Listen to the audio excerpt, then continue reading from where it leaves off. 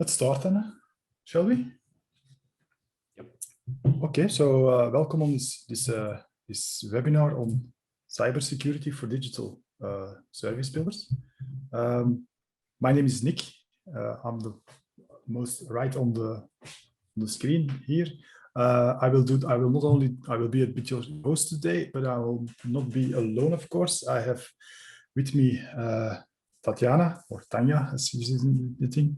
We have Ananda, and the three of us, we work for Sirris. And then we have Patrick, who works both for Sirris and Agoria as a cybersecurity specialist. Voila, so that's the team. The agenda for today is we will have a couple of sections. One, I will do first an intro, then I will give the floor to Patrick, who will talk a bit about the operational side of security when it comes to digital product builders. And then later on, we will go more in detail about the different parts of security that builders of digital products should look at. Now, when we originally were thinking about this webinar and about building content for around cybersecurity, we had actually this kind of person in mind. We had someone like Bart. Bart is a developer. He works typically in a relatively small team, building digital services, SaaS platforms, online marketplaces. This is especially for the Belgium situation. These are typically not the biggest teams. Many of them are startups, scale-ups.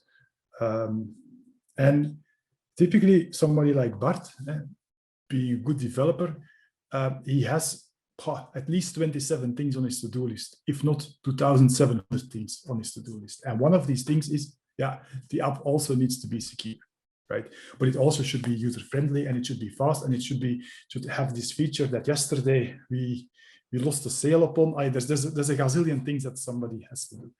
And typically, when it comes down to security, developers, and I count myself as a developer and not so much as a real security expert in that sense.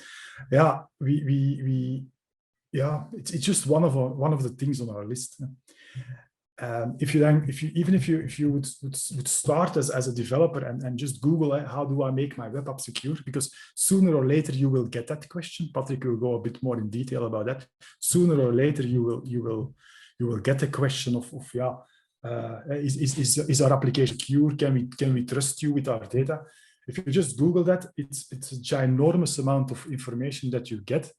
You get links to tools, links to the proverbial blog article, how to secure a Node.js app in 3 easy steps, all the way to links to all sorts of standards and stuff like that. And the thing is, there is not necessarily a lack of knowledge of material when you want to dive into. The point is more where do you start and how do you start, especially if you are building SaaS products, building online marketplaces, these kind of things. Where do you start? And that's a bit the starting point why we are doing this webinar, why we do this thing. Consider this as a starting point. Cybersecurity is an enormous field. There's an enormous amount of things that you can talk about. This is for us this is where we think you could start.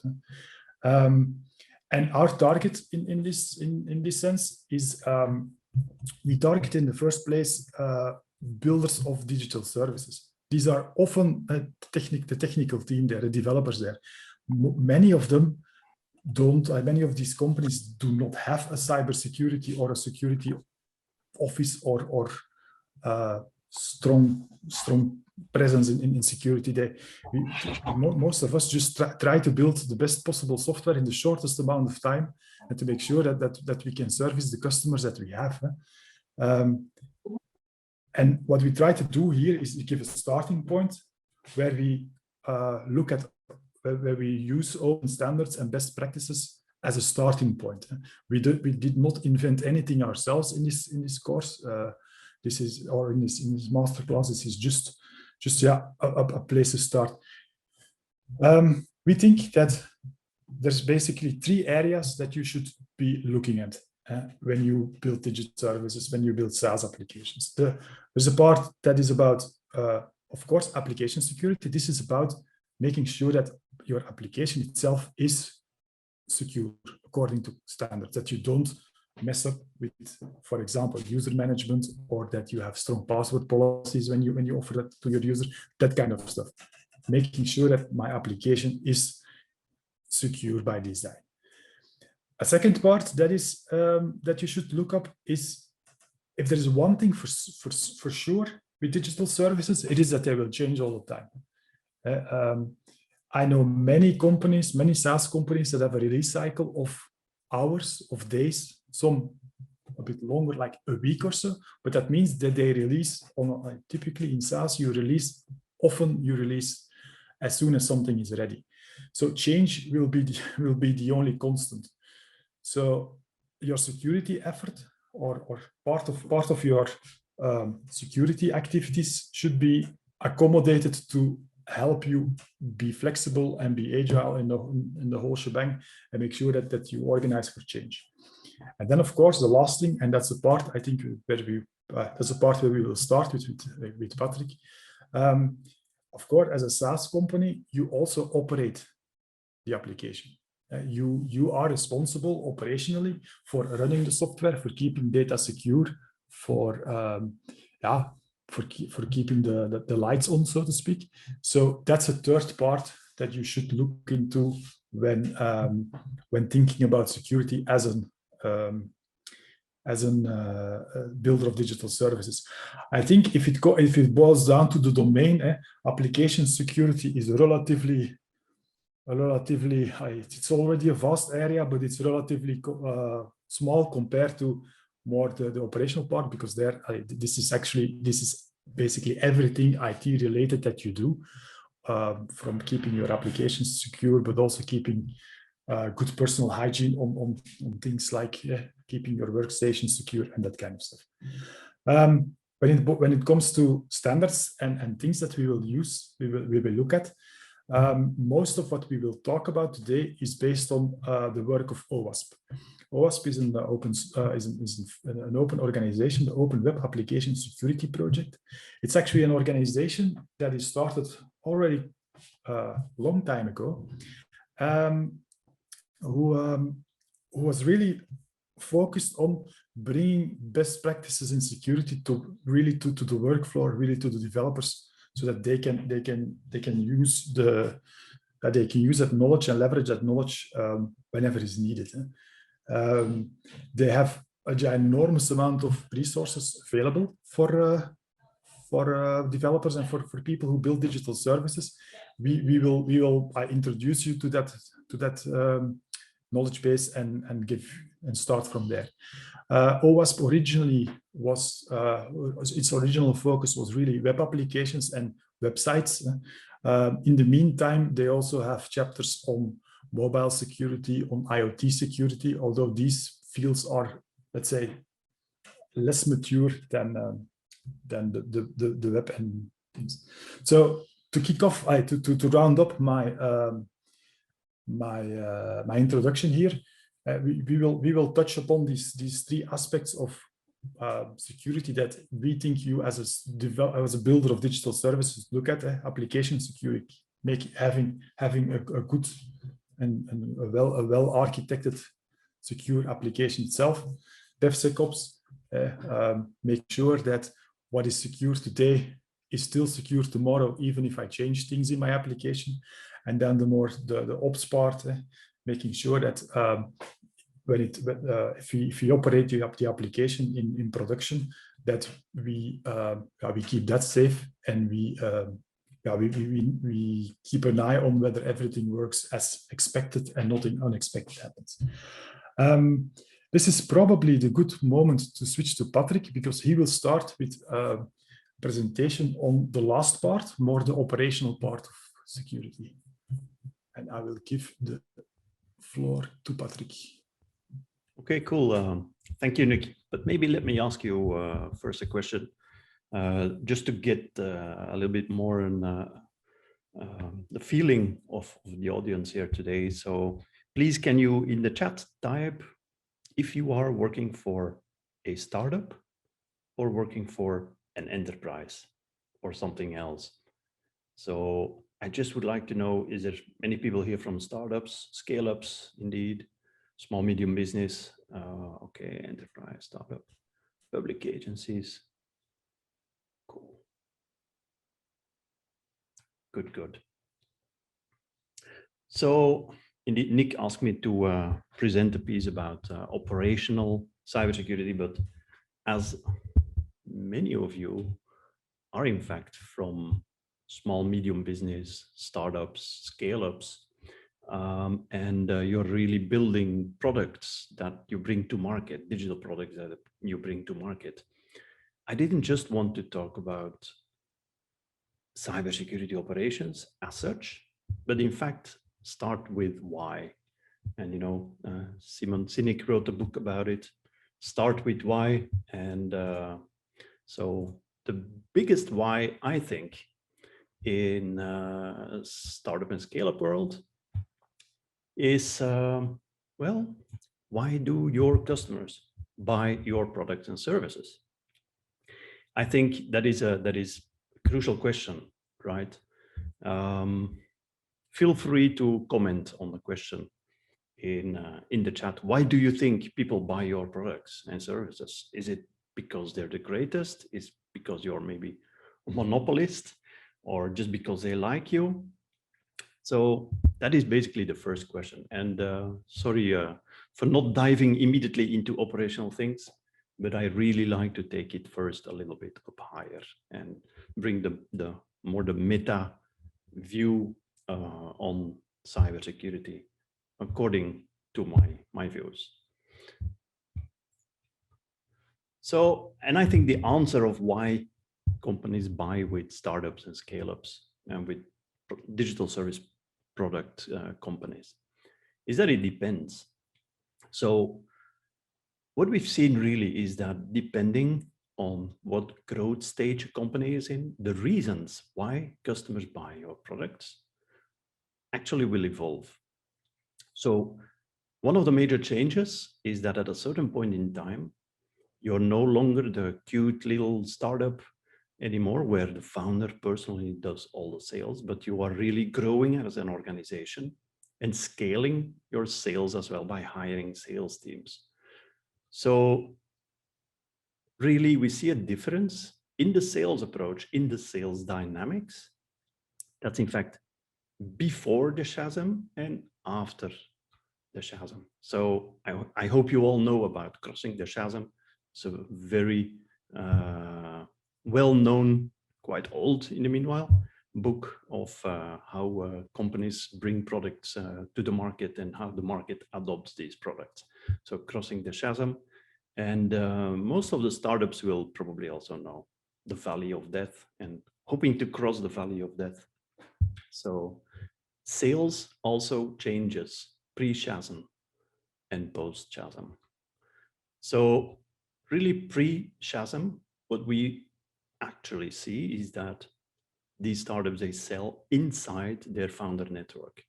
So they sell a concept that may solve a problem. Customers buy the concept, buy the idea, and it's based on personal trust in the founder. So very often it's based on innovation hunger, innovation curiosity, in fact, and the way how companies, companies trust these startups is, first of all, of course, the personal link they have with the founder, but also external validation like prizes that have been won, press articles that they saw, funding rounds.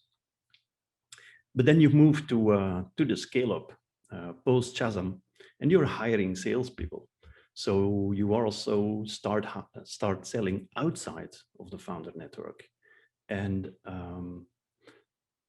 your customers will really want to buy a product that will solve a problem consistently. They're not just buying into an idea or a concept. And they will need to trust you with their data. So you are managing, operating on their data, and they need to trust you for that. So you need to have proven benefits as well over existing suppliers. And the external validation that is often found is, for example, reference cases with very large, extremely mature and demanding companies. You don't want to have and mention a reference case of a local company that is known not to be very strict, but you want to mention the companies there that are really very demanding. And analyst recommendations as well, of course. So you feel this is really a very important paradigm shift in how trust, the concept of trust, is perceived. So founder-led sales is really all about the founder and personal trust in the founder. And afterwards, this really changes. So in the new buyer journey, we also see that companies, when they buy, they will go through a number of phases. They will first, of course, determine needs, evaluate alternatives. But then the third phase is really to evaluate risk. And this is where we really see that companies, scale-ups very often, or startups, are wasting lots of time, wasting cycles with large enterprises, doing proof of concepts and pilots and demos and giving them new offers. But in the end, nothing comes back. It's really quiet and they don't hear back anymore. So probably that is due to this third phase, a risk evaluation that has taken place, and it was not too positive.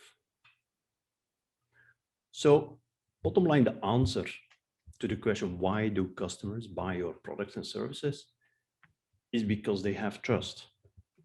And what trust really means changes with the growth stages of your company. So as a startup, companies trust you personally. They believe in a concept. And as a scale-up, your company has to create that trust for your salespeople. So they need to have this trust already established as a sales enabler, because they can't provide customers the same kind of trust that the founder, in fact, can do personally. So there is a shift from a founder-induced trust to company-induced trust. And that's really a much needed paradigm shift for scaling your sales, scaling your business, and bottom line, yeah, surviving, leaving the valley of death. So that was the first question, in fact, right? But now we speak about trust. So what is exactly trust? And we just hope it's not just a leap of faith. A leap of faith may be what happens in an early stage startup world, but trust isn't something that should be like a gut feel confidence kind of thing. It should be really well structured and mature. So to define the concept of trust, I would like to take another quick step back. I'm always a big fan of using analogies. So permit me this one. And it's a Friday afternoon, so I hope you will join me on this imaginary travel. So I want to take you all back to before COVID was there, and we were all still traveling the world.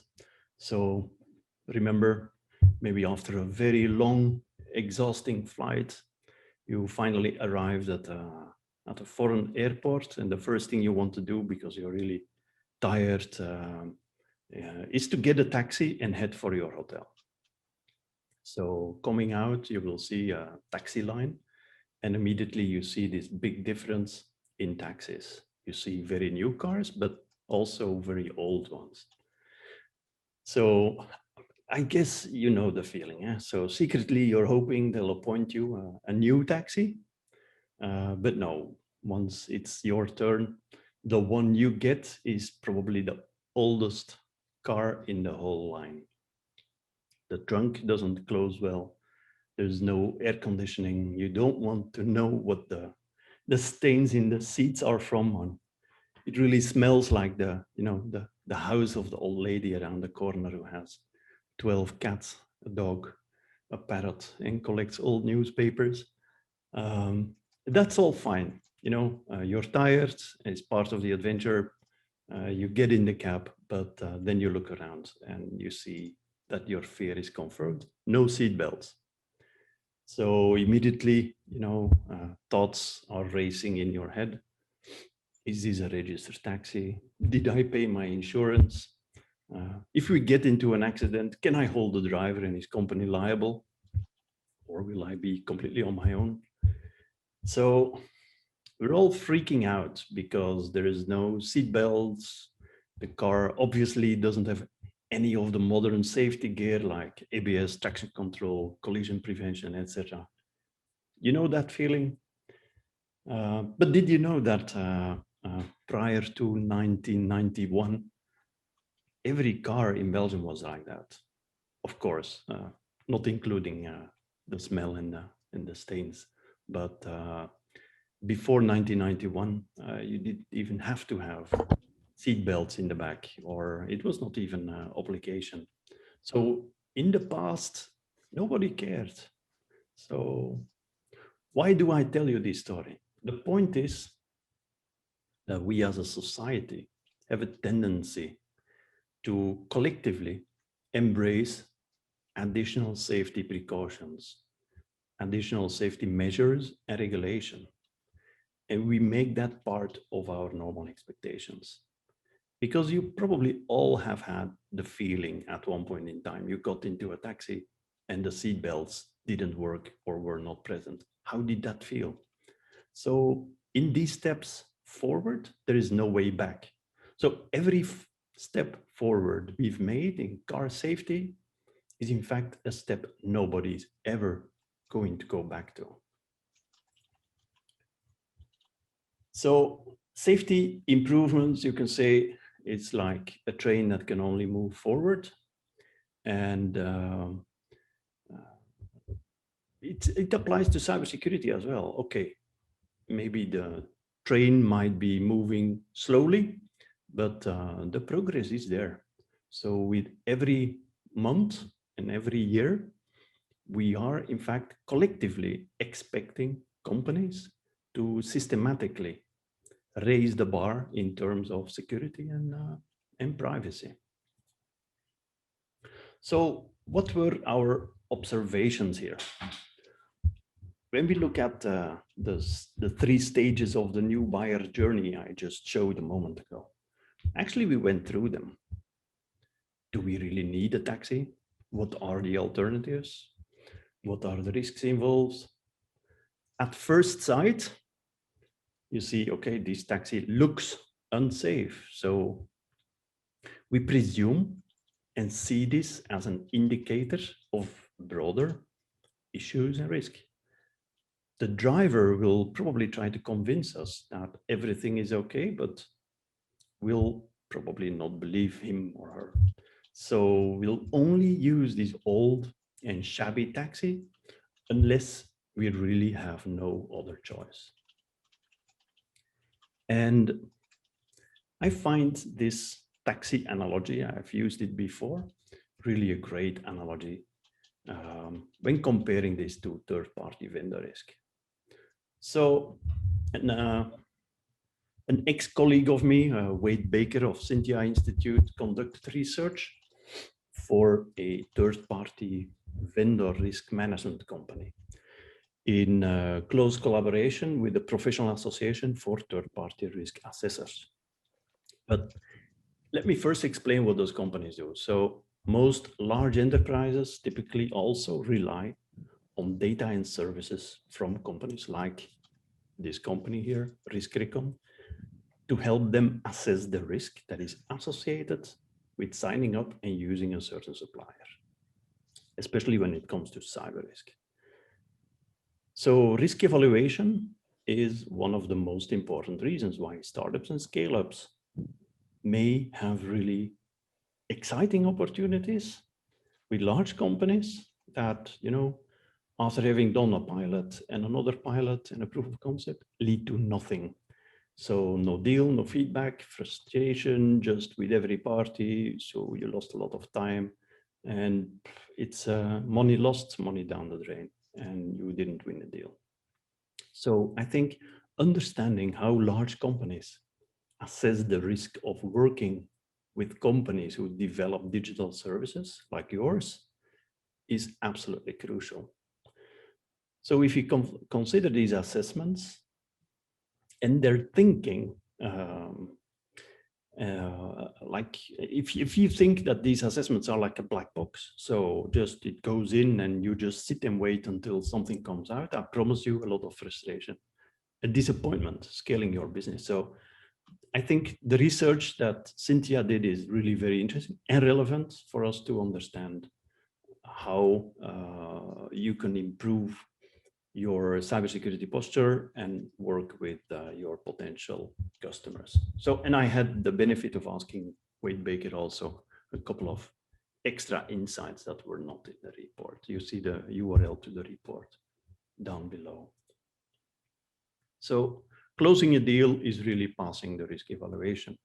And the risk evaluation, of course, we all know it's not just cyber, it's also financial, but don't underestimate cyber. So how do third-party risk assessors observe risk? How do they make their recommendations? And still, it's quite old school. So maybe some of you have already received those lengthy questionnaires, TPSA questionnaires, or third-party security assessment questionnaires. This turns out to still be the #1 source of doing third-party risk assessments. Second is to review your documentation. How up to date is your documentation, and does it really describe processes, procedures, etc.? And then there's the rest. I have a question. So this percentage, they refer to what exactly? Because 84% is, that means what? It means that 84% of all the third-party security assessors depends mainly on security questionnaires as their primary source of information to know if your solution is safe. Mm-hmm. Is that a 84% of assessors, not the questions? Of assessors, yes, of assessors. And what does it mean, depend on? Sorry, what does what mean? Depend on, that means majority of questions are about security, or? Yes, indeed. So third-party security assessors ask questions about the security. Only ask, or it's like many questions? No, it's lists. So typically they work with large Excel files with 200, 300, 350 questions, asking everything about your processes, procedures, your cybersecurity architecture, the technologies you use, but mostly they will ask for everything that is procedural and that is governance related, and they will ask less about technologies that you use. Okay. So this is how they will try to estimate how secure your solution is. And then based on that, they will give advice to the supplier, to the vendor department of the company, and say, this is a go, or this is a no-go, or, we can give them a little bit of leeway, and they will have to do remediation over the coming 1 or 2 years. So, but what is really striking, I find, is that those third-party vendor assessors, when asked, do you believe what all those startups answer in their questionnaires? Only 34% says, yes, we believe them. And all the rest, they don't believe the questionnaires. They don't believe the answers.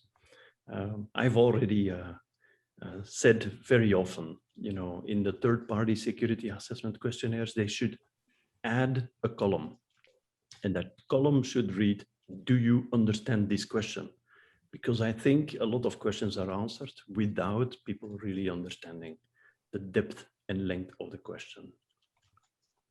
Also, 14% are highly confident that vendors are performing according to the security requirements.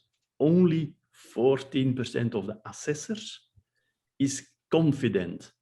I found these numbers truly shocking. And don't forget, these are the people who are really advising your customers whether or not they should work with you.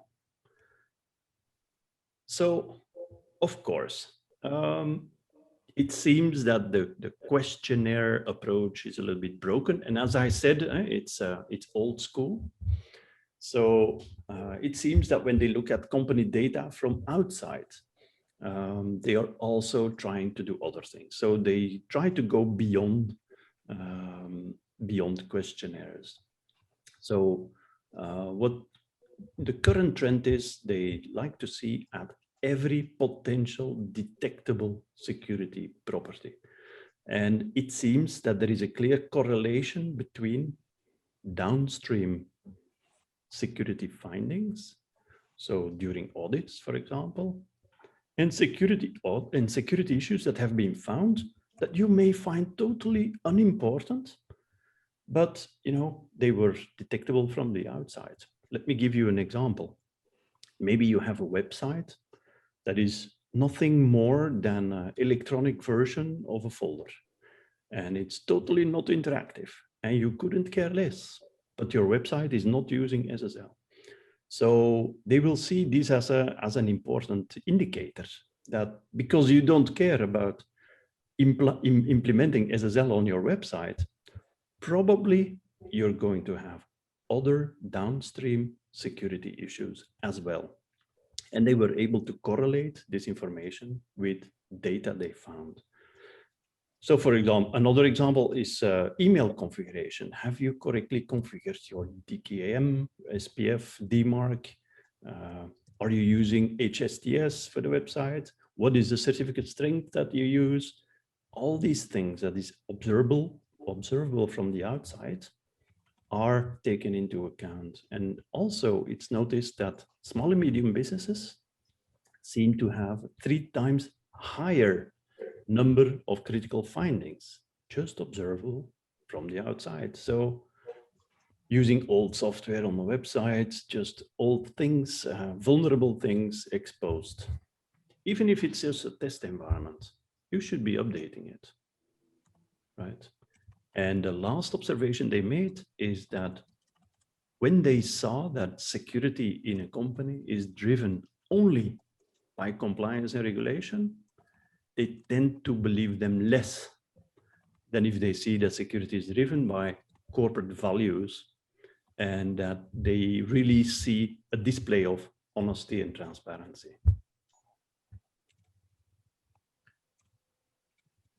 So, okay, what we conclude is trust is something for security people that is observable also from the outside.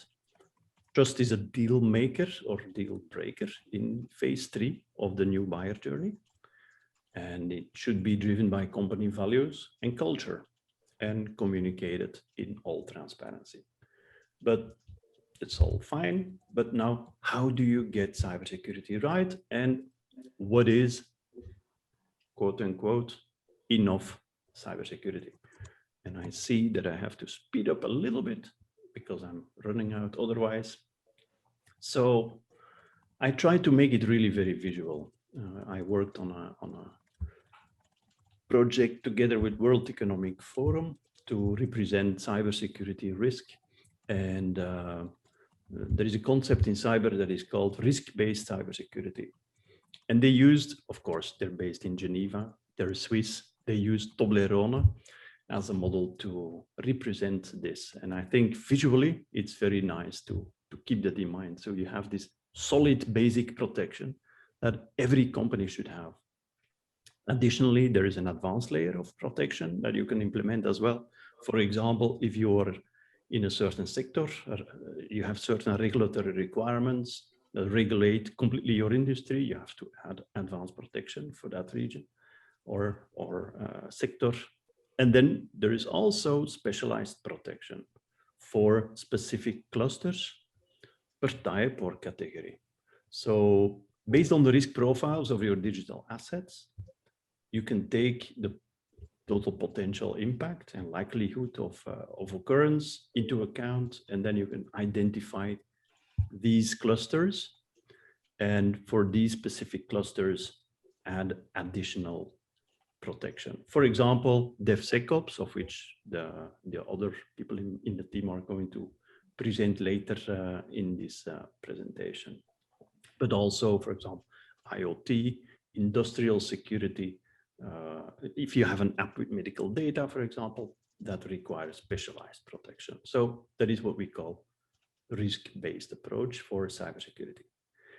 The second thing, and I use this nice Rubik's Cube. I don't know who still on this call has played with Rubik's Cube in the past, but I think it's a real nice representation of 3 axes. So one axis are in fact the 5 NIST functions, what we call the identify, protect, detect, respond, and recover, that describe what you can do in every stage of a cyber incident. Then how it is treated, how this is really done with people, process, technology, and in the end, what you want to do, the goal of it is to warrant confidentiality, integrity, and availability of your digital assets. So if you put those on the 3 axes, you can make like a visual representation of everything you do. And typically what we see is that most companies only invest, or mostly invest, in the technology side in identify and protect.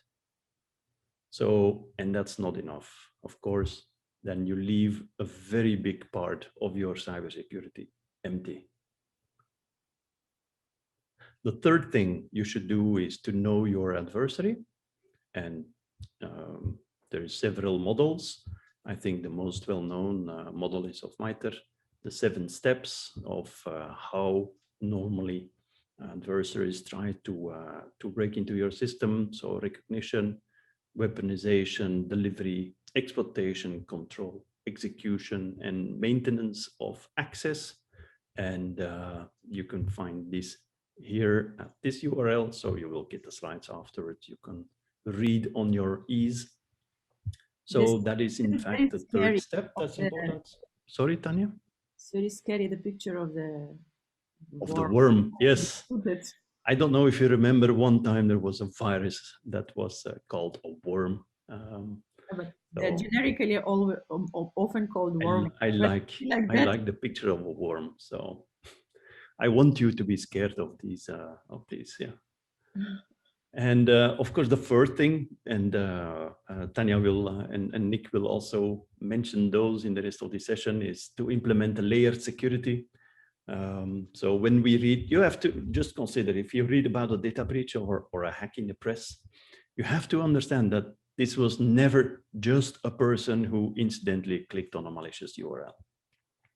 It was always a chain of events, and multiple opportunities were there, probably to detect and stop these attackers. So I like to compare as well with the TV show, you know, on National Geographic, Air Crash Investigation. If you looked at it, and I'm a fan, I have to admit, there is almost always really a whole chain of failure, negligence, etc. That bottom line led to an impactful incident. In cybersecurity, is exactly the same. So you have to invest in additional layers, even if they are not perfect. An additional layer will probably do more than try to perfect just one layer. And then the last point is, well, continuous improvement. Cybersecurity is not a revolution. Huh? It's not a project. Neither is it a check in a box kind of thing. Cybersecurity is a journey. You have to see cybersecurity as a risk management quality system, in fact, I think. The ultimate goal is to make sure that your company is able to react to cybersecurity incidents in a predictable way. So don't strive to be perfect.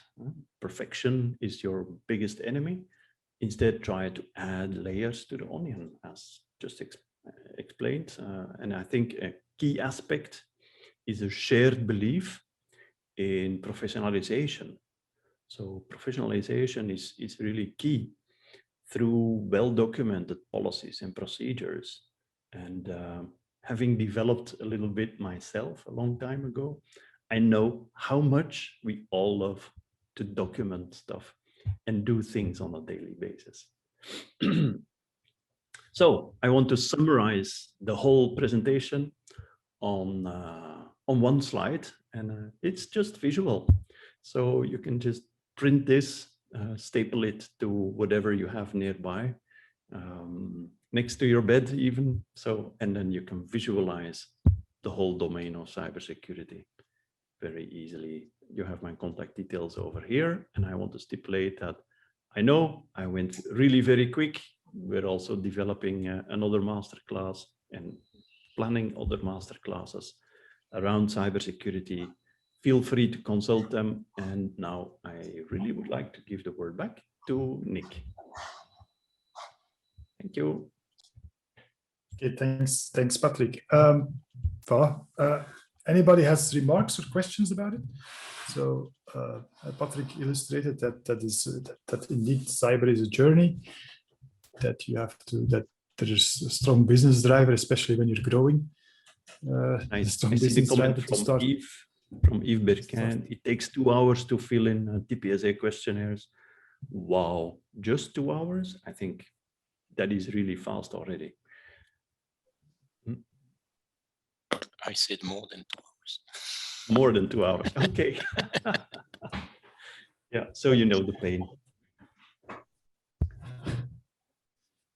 Okay, so with that said, so Patrick gave an introduction on why would you invest in cybersecurity? Why? I think it's now time to go a bit more in detail on what to do then. In the opening part that I gave, I talked about different layers, different aspects, the application security, then embracing change, and then operational part. I would think it's now time to give the floor to Tanya, because she will start talking about application security and how to do that, or at least where to find all the information to begin with that. Right, Tanya? The thing is, we have a break in 5 minutes, but ma'am, I want to ask a question, just, to... so the question is, if it would be nice if you could just answer in a chat, how big are your security appetites? And if you don't understand the question, you just write, I don't understand. Of your, the security appetite, risk appetite of your company, how big it is.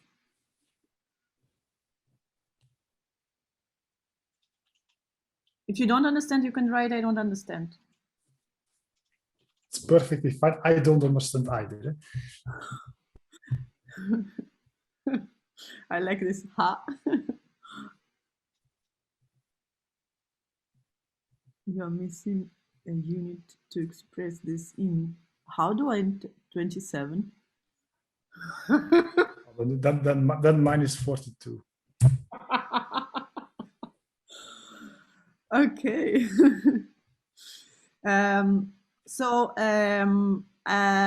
This is a real question from one of the maturity models. This is just to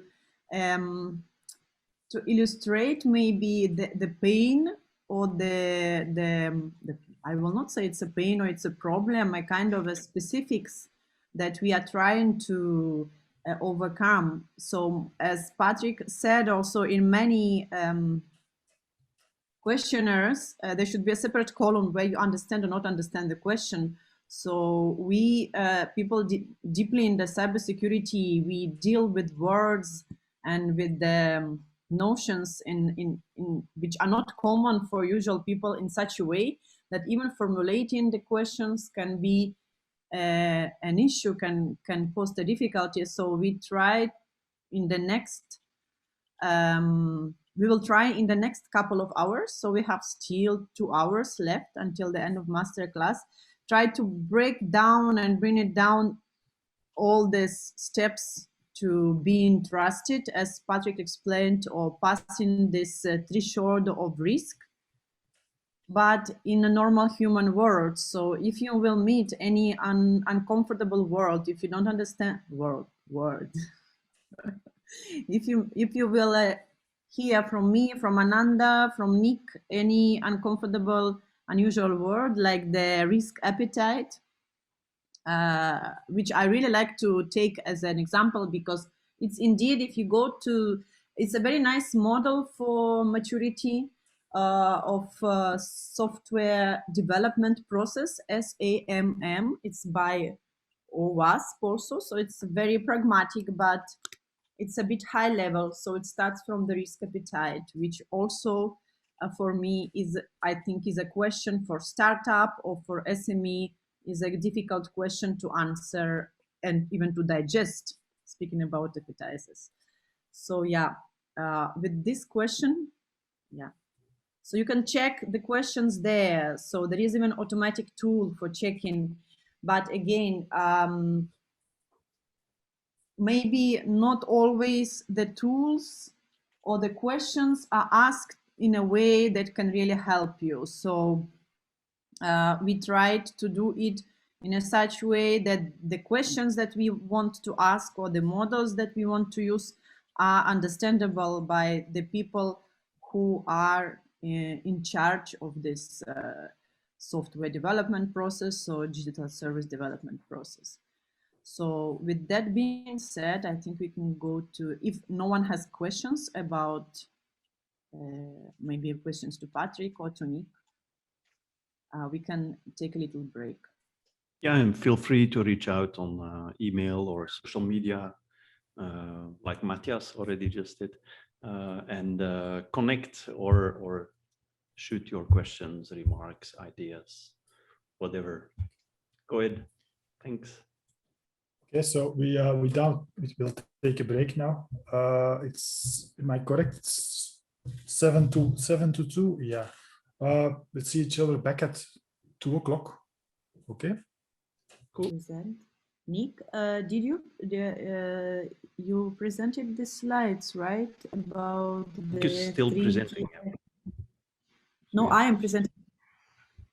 Are you? It's me who is presenting. But I wanted to ask Nick, you spoke about famous BART, but there's 3 key areas. Did you touch upon them?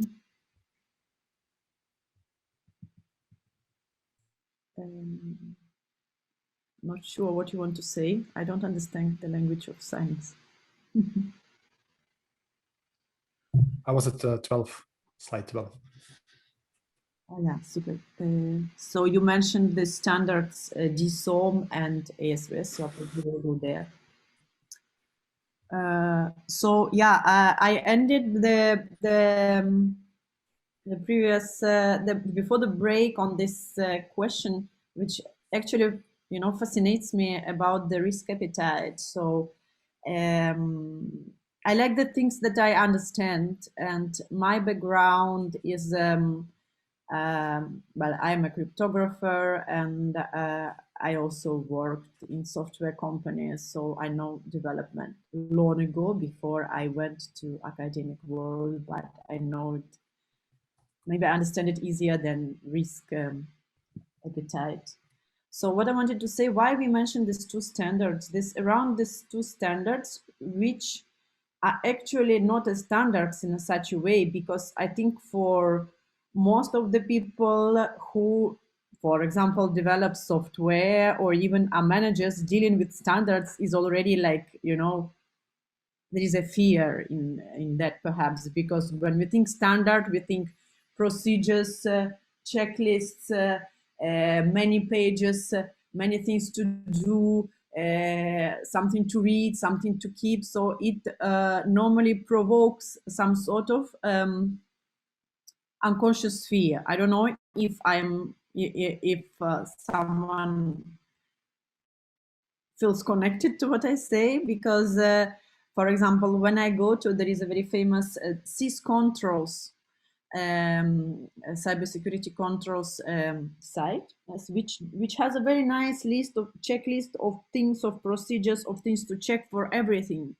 And for example, when we were preparing our masterclass in previous edition, Nick will be speaking about the cloud controls. So if you want to really know about cloud controls and you go to that site, there is like a manual of 400 pages to deal with cloud. 400 pages. And I'm not really sure who reads these manuals. Yeah, like of the normal people of the real world. So yeah, we try to be down to earth. So that's why this 4 letters of WASP DSOM, this is relatively new concept, not so new, but it's a model in OWASP which is extremely pragmatic. Pragmatic, that means if you're going to read the questions, you will understand all the questions. And you will be able to answer immediately. So answering the questionnaire, and there are 3 levels in this model, takes 15 minutes for a developer, for a CEO of a startup, of a small software company. And answering these questions, you will really understand where you are. So to give an example, I will, for example, the first question is, do you have security requirements? I don't know how to see the chat when I'm presenting, but yeah, if you can comment, so the 3 questions: do you have security requirements? Do you have security targets? And do all your employees know your security targets? And the third question is already a knowledge, okay? Because you might have the requirements on paper. You might think that everything is in place for a customer. Like, okay, I can show the customer this checklist, these requirements, it is there. But do actually all your employees know that you have these requirements in place? And this is where this aspect of the people and culture, which Patrick also mentioned, comes in place. So basically, this model, this SOM, is about DevSecOps. So it's not only about the technology, but also about people and culture, not about the procedures.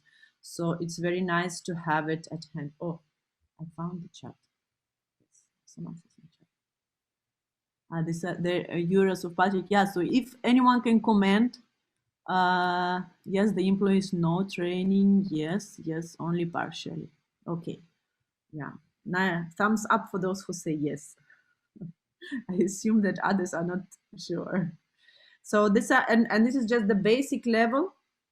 So in other levels, you have a little bit more building up, but these are the basic things. So everyone has to know what is your security level. If they don't know, your developers, that means you put your trust in developing your product in people who actually do not know how they should write a code, what are the requirements to code, or what are the requirements to data. So you never know what really happens inside your company, inside your code with your data. So this is already, this is us. So yeah. So I'm going to speak a bit about the Corona update. How to keep the application secure while continuing to develop new functionality. So as before, Nick spoke, most startups want to, their first question is how to sell, how to market the product. So they are always continuously thinking of the ways to develop new functionality, new feature, but how to keep it secure is something that gets laid back. Like the most common opinion about security when I meet with people even engineers. We at Sirris, we have like neighboring departments where there are very technical people, engineers, and when you start talking about security, they say, I don't know nothing about security. This is the common thing. So there is that fear of being cyber secure. So we have that kind of notion that security is difficult and we don't know nothing and leave us alone. So how to overcome this? So perhaps all the developers who don't have a special cybersecurity training behind in university or at college have that fear behind them when they are writing a code.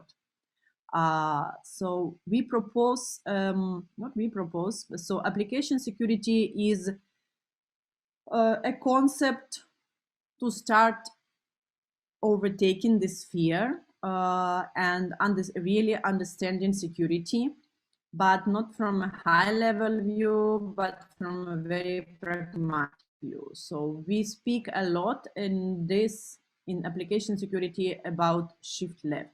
So does everyone, can just someone who knows shift left just do like this with the hand? Who knows or who does not? Try to see the chat. Yes. No, this is okay. Not everyone knows. You can see. Okay. So shift left. You can see this. It's a very nice diagram I have here. It's basically we have a software development life cycle, and we start normally the first. What is the first phase? Answers. Design. Okay, so first we want to think what are we going to do, and we are going to try to design it, maybe to draw some pictures, maybe to sit and brainstorm our ideas. So already in this stage we have to think how to do it securely, secure design. So this is shift left. So when you are designing, when you are brainstorming, you take into account the security, because the security from the very beginning influences your architecture and your design. So if you start thinking about, you know, this famous picture, which I don't have in this presentation, but it's a lot, you know, this security specialists that are throwing the stones to the developers across the wall. This is normally what happens in the world. Then developers develop, in the end, okay, security specialists take this, and security specialists throw this observations. So that does not happen when we try to shift left, when we try to shift to the beginning. So that's why we try to break down this shift left concept into 3 milestones. So shift left, as I said, organized from very beginning, code securely. So utilize very simple, good practices while coding to keep being secure, and automate. Automate, that means use automated tools. So you have your build pipeline, you have your automatic build, and your automatic build has to contain some security tools and scanners that can be relatively easily integrated for majority of web applications. Okay, when we speak about mobile applications, as we know, there is a different story about it, which we'll not touch today. So what are the steps? So this is also something that we, I'm not going to speak, so today now with Ananda, we are going to a little bit explain the steps, but we're not going to speak in detail. We organize regularly masterclass on application security and operational security and continuous security for digital service builders, where we go into detail in the tools and explanations about the steps. So this steps is it's something that we designed actually, because what happens, as I said, so WASP is a very nice organization, and they try to break down security so that it is understandable and approachable by developers. For example, the basic WASP standard, which is application verification standard has only 47 pages, which is quite digestible. 47 pages is not 400 pages, but still looking for information and finding the structure for information about security and finding the steps. Okay, how do I start? The answer to the question, how do I start, is not so obvious on this side. So that's what we try to do. We try to simplify rules. Okay. So the first step is define and verify, which is, I already mentioned, and Nick also already mentioned, the OWASP application security verification standard. So the standard contains very technological, I would say, but also a bit of management and also design and also operational requirements to your applications.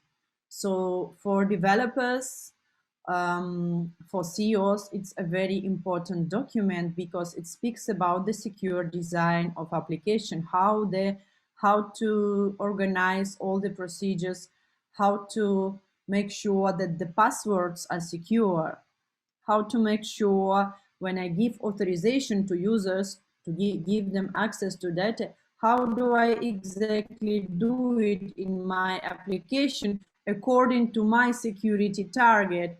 Because before going to the standard and complying to the standard, I need to know my target, because the standard corresponds to target. So I will touch what is the target, cybersecurity target on the level of application security. What does it mean? So the second step is design, secure design. So there is also one tool for that, which we will explain briefly, which is also part of OWASP, which is basically a generator of requirements. So this tool, you asks you questions about what is that you want to build and what do you need.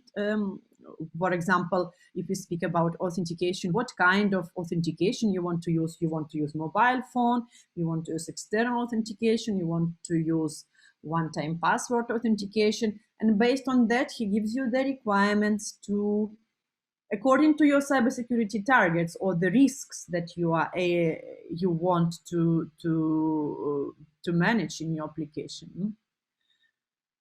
So this is what is secure design. So we have a bit of automatization there, which is nice. The third step is secure code. So for that, OWASP also has the famous cheat sheets, so which is a condensed application security, as I say. So these are very pragmatic rules and they're always up to date. For example, my background is cryptography, and for me, if you wake me up at 3 o'clock at night and you ask me what is the most secure algorithm, I will tell you. But for most developers, it's not like that. So, there is something called state of the art, and there is something called proven or standardized. So in cryptography, these are two different things.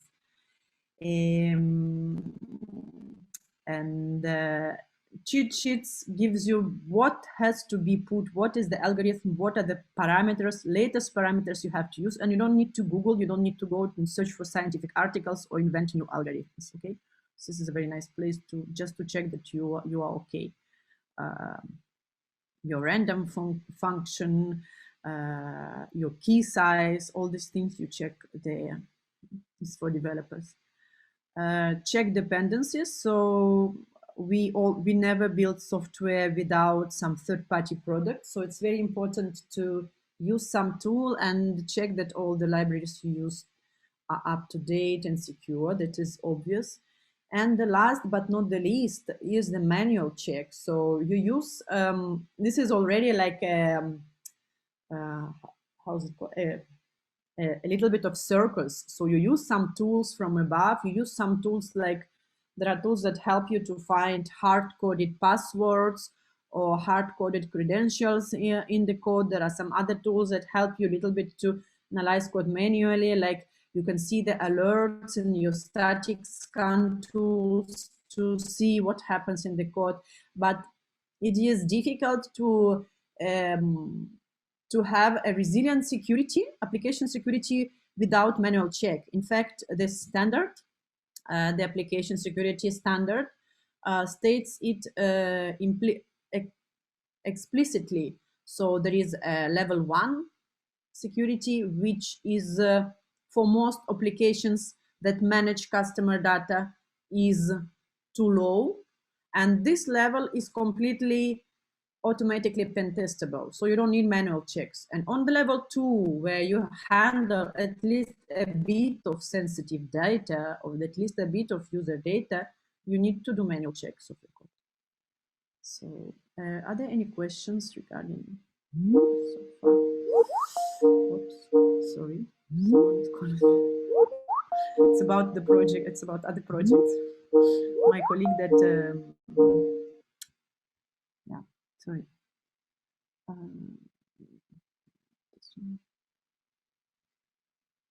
Are there any questions about it so far? No, no questions. Okay.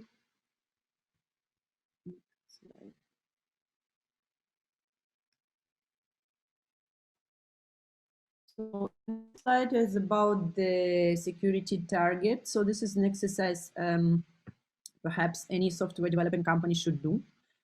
So if you collect, depending on whether you collect or no personal customer data, you immediately can say whether you are in level 1 with low assurance level, which is completely penetration testable, which means you don't need manual checks, or you are in level 2 or 3, where you do take some data from customer, and or you are in average level, or you are in level 3, which is critical applications, which use the sensitive medical data or high value transactions like bank applications, which need some additional layer of trust. Okay, so that's very easy. So I think most of you, those who are developing applications, can immediately say in which level they are, and it can be nice if we can see in the chat immediately.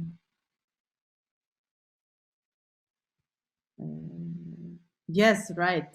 It was from the last, very, very nice. That means you really follow. Thank you. There is an error. I left it specially. Okay. So do we have anyone in level 1, which is completely automatic? Because I assume that most companies are on level 2.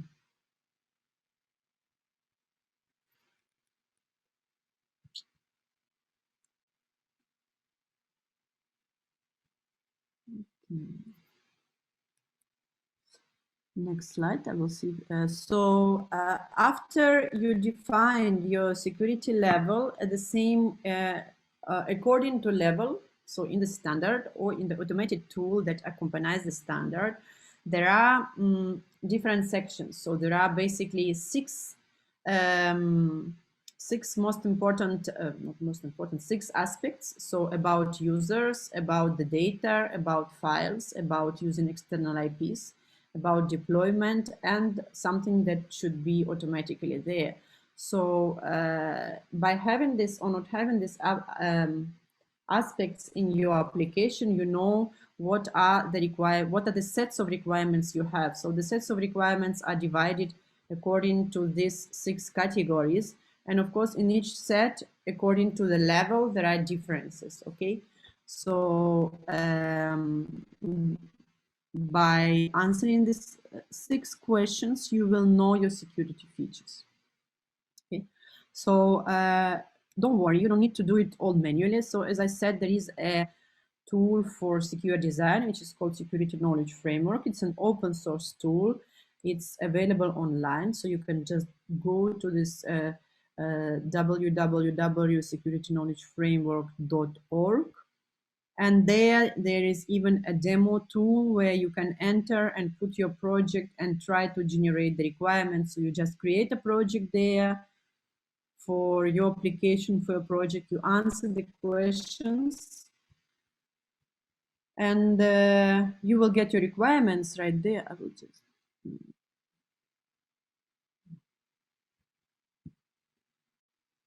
So I will just show here quickly. So I select the type of application I select the level. We already discussed the levels.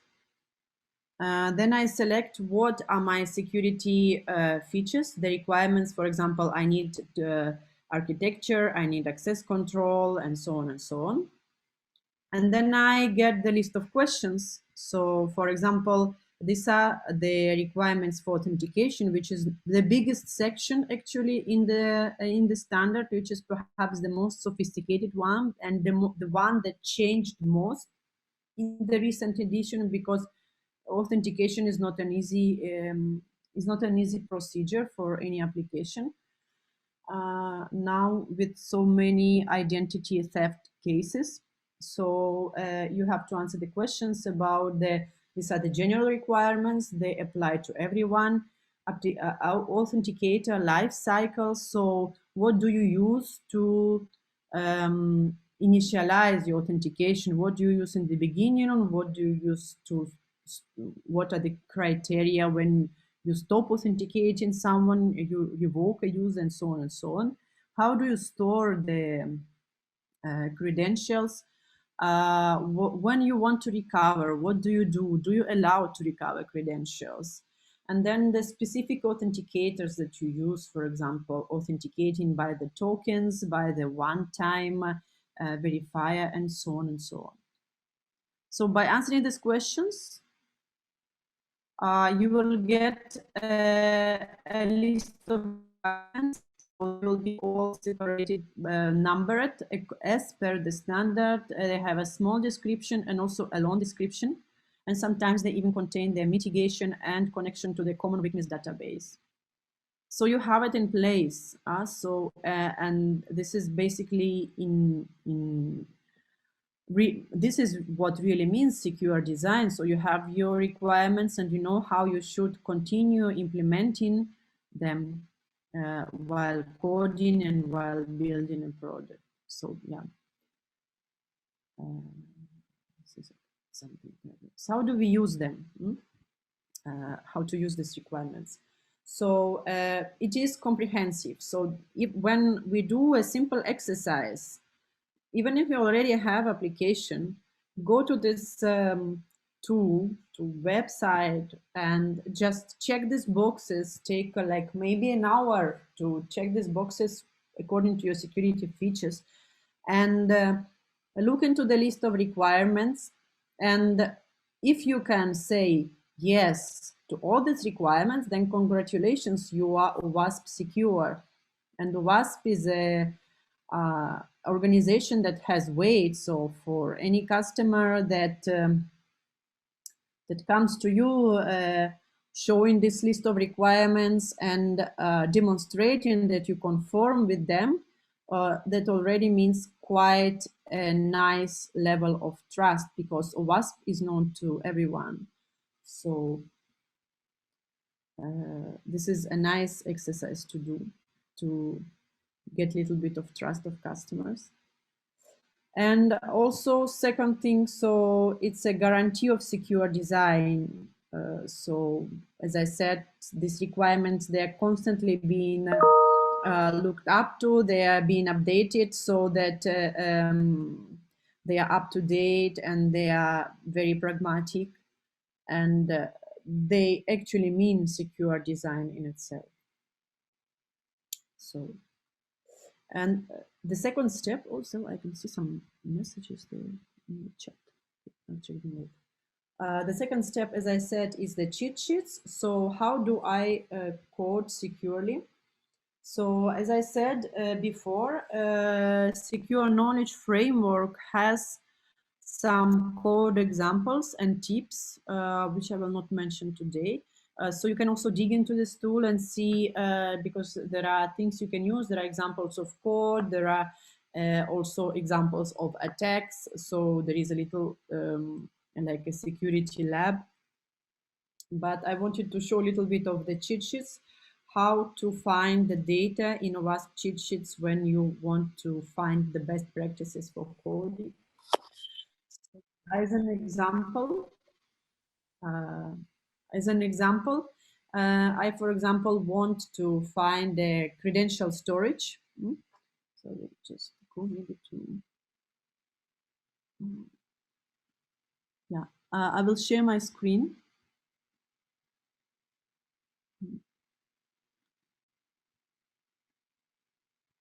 Yeah. So you can see here that there is an index of the requirements as per the standard, that the one that I spoke about. So if I want to see my requirement, I like this example a lot because this is like very cryptographic, and this is a password. So you see this immediately the requirements to a password. Yeah, sorry, are you sharing something? Because I'm You not don't seeing it. see, you don't see my screen. No. Okay. Ah, yeah, I forgot to. Yeah, sorry, I forgot to put share. I just. Okay. Yeah. No Is it worries. now? Oh, it's not this. I didn't want to share this. That was a project. So, for example, a password storage. So you see there are the functions there and how you use it, a pepper, a salt, what are the parameters, and it's in a very short. So these are the basically the recommendations on the hash, and recommendations on a pepper, and recommendations on salt, and a work factor, or the number of repetitions that you need to use when you hash. Okay, so this and it's very short. You don't and it's really up to date. So I highly recommend using it.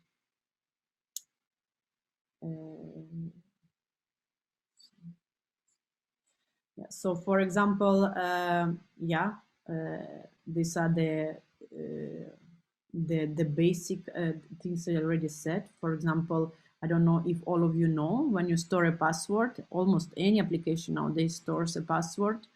So what is recommended is use bcrypt whenever possible. Set a reasonable work factor, number of repetitions, use salt, and also consider using a pepper, which are the additional randomness factors when you use hash function. Okay. So one more page from this is about, which I also like, is about the random. It's also about typical error that programmers, that developers make. So using a secure random. So when we are in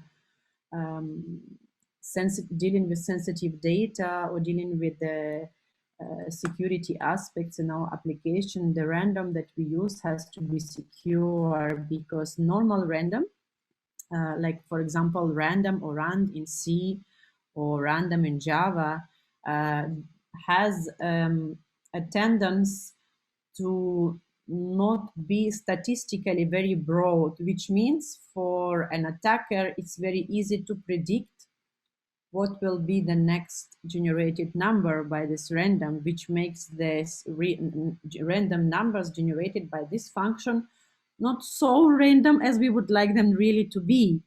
What does it mean that we not so random as we would like them to be? Is that cryptography, the security of any cryptographic algorithm or function is really based on that assumption of randomness, which in real life is difficult to achieve. So, so the hacker will be able to get some clues about your keys or about your hash function or about your passwords by using this insecurity of this random. Okay, and this is just the matter of using a correct function, and not everyone knows this if you did not deal with cryptography in university. Yeah, so the right random, condensed and practical application security, quick and effective. It doesn't take a long time to read it. And you can use this as a homework. So you can take your project, your application, take some aspect of it, and just try to use the security knowledge framework and also the cheat sheets for this security, trying to get the taste of what is really security by design. So first, for example, you take authentication. Authentication is tough, okay? Everyone has problem with authentication and always changes. and even the world is long and difficult. So go to this tool and try to generate your authentication requirements, okay? And then, of course, you will have password requirements among them, and find the code snippets for your password. How do you store your password in your application? And go to cheat sheets and validate in cheat sheets whether the parameters and the algorithms that you use are really secure for that part. So it's a very easy check. And you know what? It's also a tip. So when you will do it, when you will have this code snippet of yours with the requirement about the authentication or password storage by the side, and for example, the page from the cheat sheets that this is the algorithm that has to be used, it's already a proof to a customer that your authentication or your password storage is secure, because you are completely transparent and you're showing that you are using the most secure, up-to-date algorithms and functions in the most secure way. So this is already like you scanned yourself your code. So I don't know how much it can take for an average application, but perhaps even 1, 2, 3 weeks of this exercise is enough to check, even at ease, the sensitive modules and the sensitive areas of your code, and having this proof at hand. So yeah, this was my last statement, and I give the word to Ananda. Maybe Ananda, now you can share the screen. Yeah, thank you, Tatiana.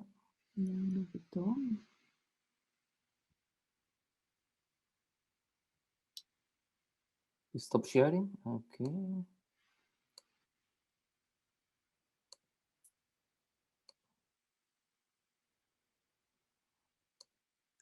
Can you see my slide now? It was a nice discussion while I was talking. Tatiana, can you see my slides? Yes, yes, I can see them. Yes, we can. Okay, so thanks, Tatiana. So the first step of the process is about scanning the code to identify the security vulnerabilities in your projects. So there are two types of scans, code scan. Either we do the static scan codes, we look into the structures of your codes, in the program, in the projects, or the dynamic scans. So the static codes, it can be considered as the quality gates. It can be used to support the security assessments activities of your projects or application developments. The code quality control can also be integrated into the developer environment and considered as supporting tool. There's plenty of tools that we can use for the static code scans. One of them is the Sonar Cube that we can use to help us identify different security vulnerabilities in the programming codes or application. So what is Sonar Cube?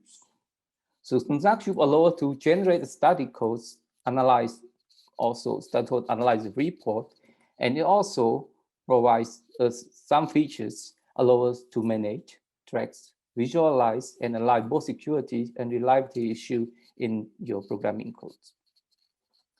It also, Sonar Cube is not only a scanner. I mean that it's not only used for scanning the security vulnerability in your programming, on your codes, but it's also the quality control tool. I mean, to control the quality of your programming code. Sonar Cube consists of the server side and the broker side, also the client side. The server side, it will do all this the scan based on the defined database of vulnerabilities. It also can be integrated easily into the continuous integration and deliveries pipelines.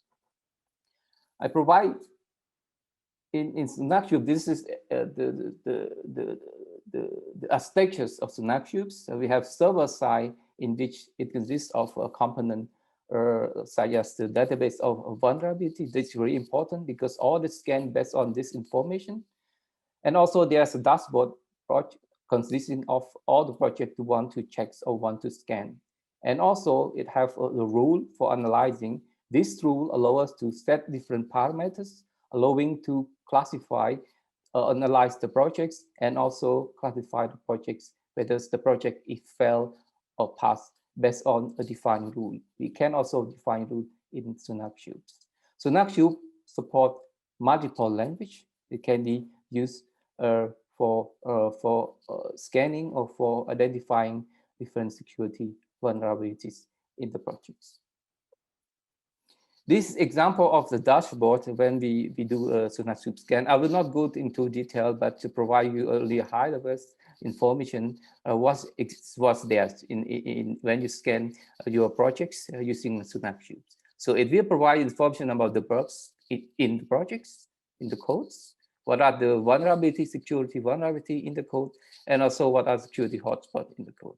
It also provides some information about the code smell, and also sometimes it also provides information about the depth. I mean the time that required for extra time required for the completion of the project of application developments.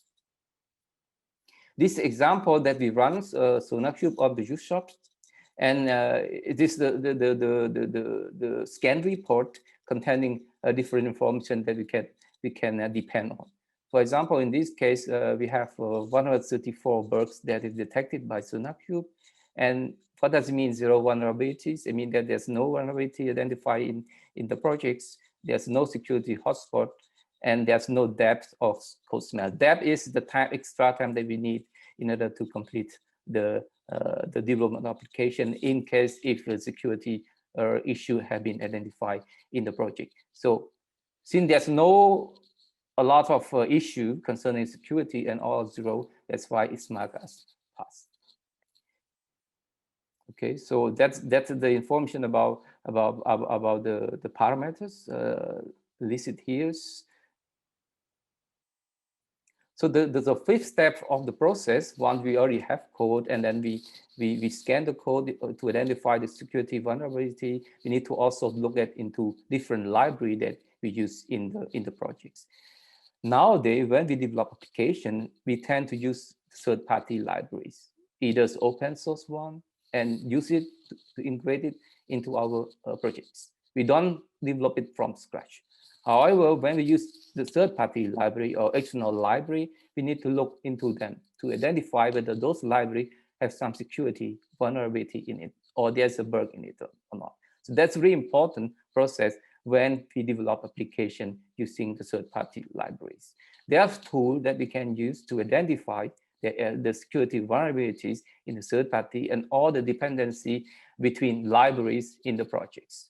So we give example like these 2 examples of the tool that we can use for checking the dependencies in the project. The first one is OAuth dependency check, which is free. It's the open source free tool that you can use. And Fortify dependency check is a bit, there's also version that you can use it freely, and also the version copyright or a proprietary version of the tool. So if you look at dependency checks or dependency checks, what they are doing? Actually, they provide some features for us to scan the project, the entire project, and consisting of a different library if you use the external library, and then they will identify the vulnerability in all libraries in the projects. So what they do, they try to detect public closure vulnerabilities containing within the project dependency and determine if there's any common platform enumeration identified for a given dependency. And if it found some vulnerability, it will generate the report and link those vulnerability to the associated common vulnerability exposure in tree, which normally is based on this source, the 4 sources I list here. So this CVS entry is very important, just like a database of vulnerability that have been defined, and based on this database, it identify the vulnerability in the project we scan. We test, we do a small test because OAuth dependency check can be installed in locally, and then we can use it to scan the projects. We did a scan and provide you example what's the report that we we got from our scan of a small project that we developed, and you can see in here. So this is the detailed report that it provides concerning each vulnerability detected in the project that we scan using the dependency checks. So there's a list of dependency. What is the dependency? What are vulnerability? It is the ID, just a name or identification of vulnerability, the package where it's located, and also this provides some information about level of severity of those vulnerability detected by our dependency checks. It classifies into different levels like high, moderate, or unknown if you could not detect it. As I already mentioned, that it based on the database. If it's not exist in database, so it could not, it's not able to identify. It's just similar to antivirus, that it need to have a database. If it doesn't have a database, and it could not detect it. And though it's very important that the database need to be up to date. There are the tools that we can use for dependency track is Fortify. So the similar functionality that we provide, but I will not go into detail, and I provide just information how we can use it. For Fortify, you can, if you just want to just try it, you can go to the website as I did here and then create a trial version. Of course, there's a subscription version that but with fee. Of course, it provides more feature than you can do. But if you want to test only your program, which is not officially, you're trying to learn about it, you can just create an trial account, and actually try to test the projects. So if we test the projects, so many projects, it's for different language, it will provide some kind of information about the vulnerability it detected. It classifies into 4 different levels. They are critical.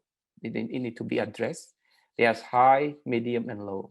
And if it's critical, there's a number of critical vulnerability detected in the application. We classify the project whether it failed or it passed. The fail in this case it failed because there's a lot of critical vulnerability detected in the project. So Fortify can also support different language, as you see, PHP, .NET, C, or Java, and so on. So I give example of Fortify. I create a trial account and try to test a small application to show what are the details in that.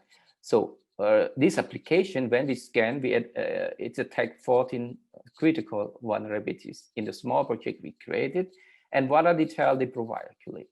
When we scan the projects, finally, it will provide us a report if there's a vulnerability exists in our projects. Those reports indicates where the vulnerability is, what is the explanation why they consider it, and sometimes they also provide solution how to address them. So this is the information, and also they provide which page that vulnerability located, and so on. So this information is very important for the developers to use it and to solve or to address the vulnerability identified in the project source code. So we do the dependency check, the code scan, dependency check, and the final step is the manual code check. So the manual code check, as Tarzan as I mentioned, is a combination of all the steps, the 4th and the 5th step, plus the manually looking into the code line by line. This task actually requires times, takes time, and also expertise in order to cope, to address to identify the security vulnerability in the code.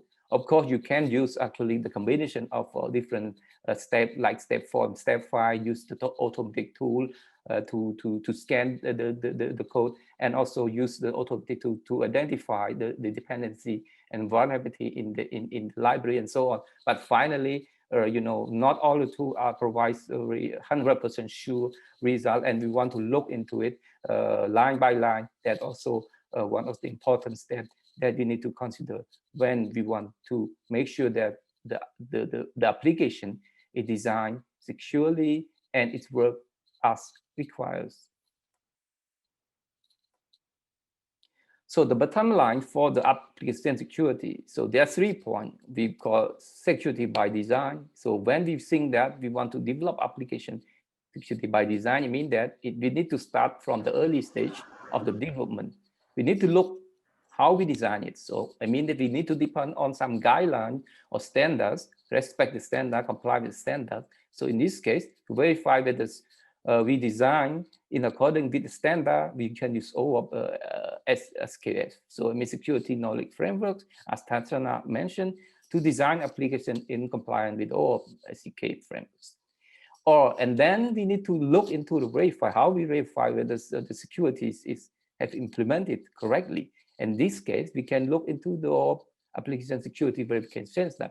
They provide all the steps that you need to follow, checks, in order to ensure that the security implementation is correct as it is. And the second step is the safe left. As I already mentioned, safe left, I mean that we need to think about securities as at the early stage of the application development, not an afterthought. So in this case, we can use like the manual code check, and of course following the SDK standards, and also use the code, the cheat sheet for code scanning. We can also depend on the different authentic tool to support us, like the static code scan, SonarQube, for example, or dependency checks to check the dependency between of libraries, or to identify the security vulnerability in the libraries in the projects.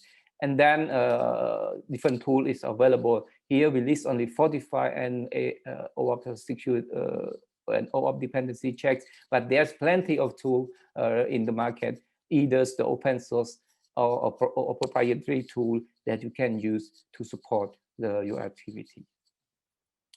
So that comes to the end of the first part, this part of the workshop. And if you have questions, you can drop it in the chat, and I and Tatiana are happy to answer it. So I would like to give floor back to Nick. Okay, cool. Yeah, so this was the part about building a secure application. We showed you where you can find requirements for the security requirements for your application, which you don't have to invent. There's a tool for that and a standard. And we showed, Ananda showed some tools that you can use to actually review in an automatic fashion your code, and to review whether everything works, is implemented according to how it should be. In the next part, we will look more into how to integrate these tools in your day-to-day work, to make sure that you don't run them just once, but basically on every build. And we'll look a bit more into the operational part of things in cloud, and how to look at cloud and cloud security. But I think unless there are other questions, it's probably a good moment to have another break of like, well, let's say 10 minutes or so, and then we start at 3 for the last part. Any more questions? Don't hesitate to ask questions. It's a perfect moment if you didn't understand anything, or you need some clarification. Like, there was a question about the levels 2 and 3. So we came across the situations when a company, for example, is maturely still and like does not have all the controls for level 2, but needs to protect data from level 3. So in this moment, there should be like some escaliera to not to jump immediately. So go to level 2, implement the procedures from level 2, and start putting the more protection on the sensitive procedures like authentication or access control from level 3, so like 2+, for example, little by little. Yeah. So a question to me. I was expecting a tool which, based on my global feature requirements, would give me possible technical implementation ways and associated security requirements. So I would like to ask, so you have your own framework for generating requirements and for putting them into one database, right? So you would like some sort of Sorry, it's much simpler. For example, for password authentication, okay, I'm no expert, so I don't know how I want to implement it. Yeah. But I would like to have the different options and the security requirements associated with each, so that I can pick the easiest solution in a first step, for example. Yeah, you go to level 1, you choose level 1, and you go to this tool, security framework, security knowledge framework. And when you answer the questions, but most questions are understandable when you, as I said, when you use some specific that's why I showed authentication. This is the most difficult list. Okay, so you could see lots of questions that you perhaps didn't understand, like one-time password. If you don't understand, you tell no and say level 1 to get the simplest and the smallest list of requirements. Then you will get understanding of what is the minimum that has to be done according to WASP, and it is really minimum. And the second thing is check this DSOM model. Nick, maybe you can also put a link to that. There are also different, there are requirements, not also from technical perspective, but also from like what you have to do on organizational level and things like that. So check there. There are also very understandable requirements, and you don't need to have technical expertise to understand that one. But just put level 1 and see what is doable in the first hand. Did I answer the question? Yeah, okay. Thank you. And technical implementation, as I said, so requirement, you will get a little text of description. And if you want more details on technical implementation for different programming languages, with this number, there will be like 2.4.1, like for credentials, you go to the cheat sheets. And in the cheat sheets, which is also on a WASP site, you will see more detailed description of how to implement, and even sometimes there are examples from different programming languages or some tips or the typical vulnerabilities or errors. So it's a nice, you spend 15 minutes on seeing this and you already get a picture on what is the best way to do it. So it's important to know it.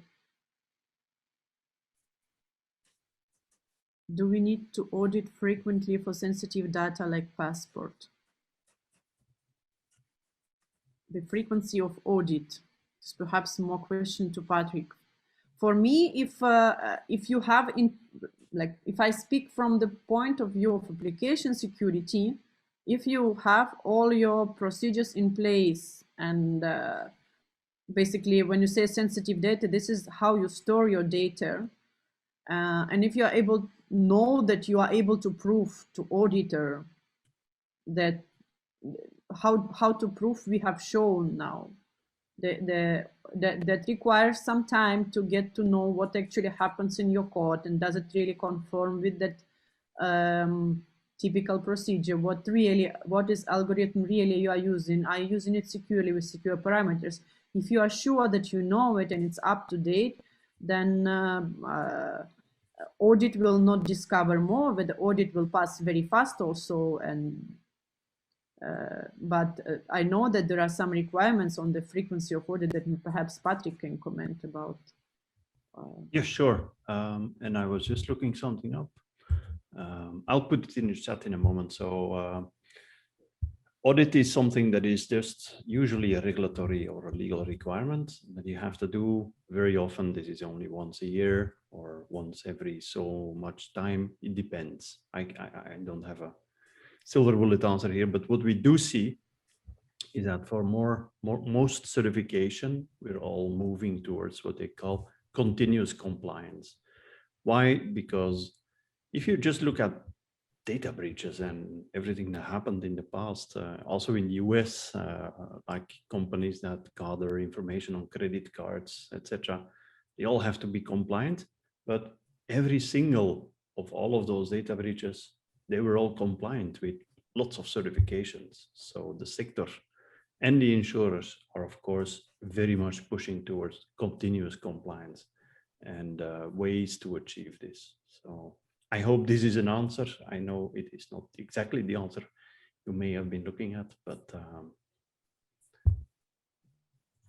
and what I will put in the chat is a link to a tool or let's say a flyer of a researcher of the University of Leuven who created, in fact, a sheet that explains how you can, using threat modeling, examine the software design from a privacy perspective.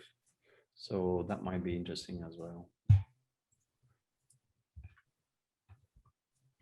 Just type it in the comments. 1 second. It is coming.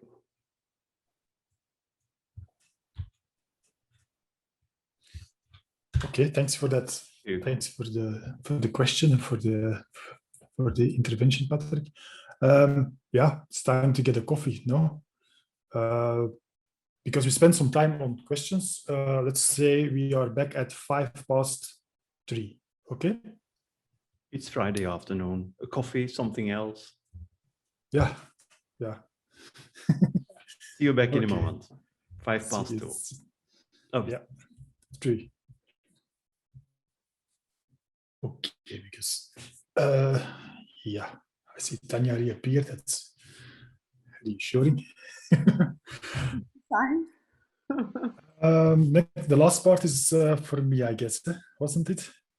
I Or will did you do a small demo of the GitLab. Okay. Okay, what else? And then take over, then you restart again. Okay.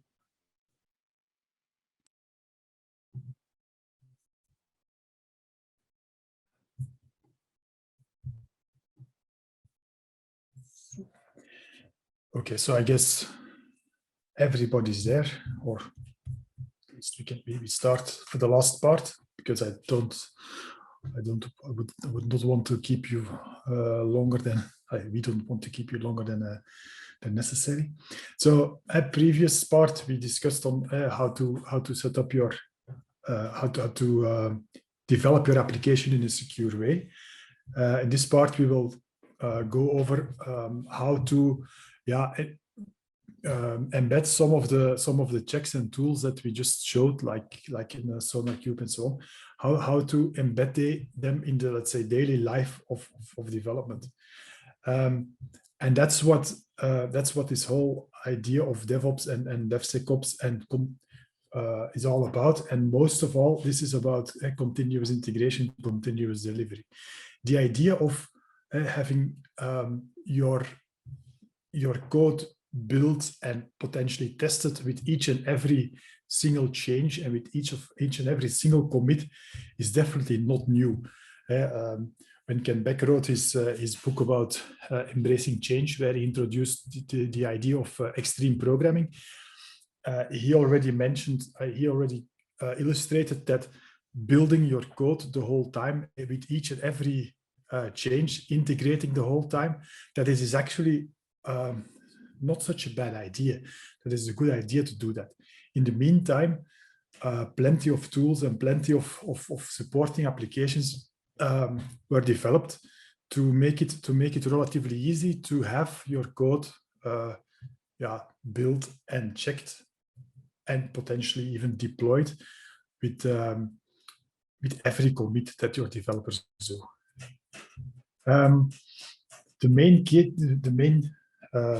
The main takeaways for this part of the talk is that that CI/CD pipeline, that continuous integration, continuous deployment pipeline, you can leverage that not only to do just building and testing of your code, or at least building and running the automated tests for your code, but also to integrate your security related things.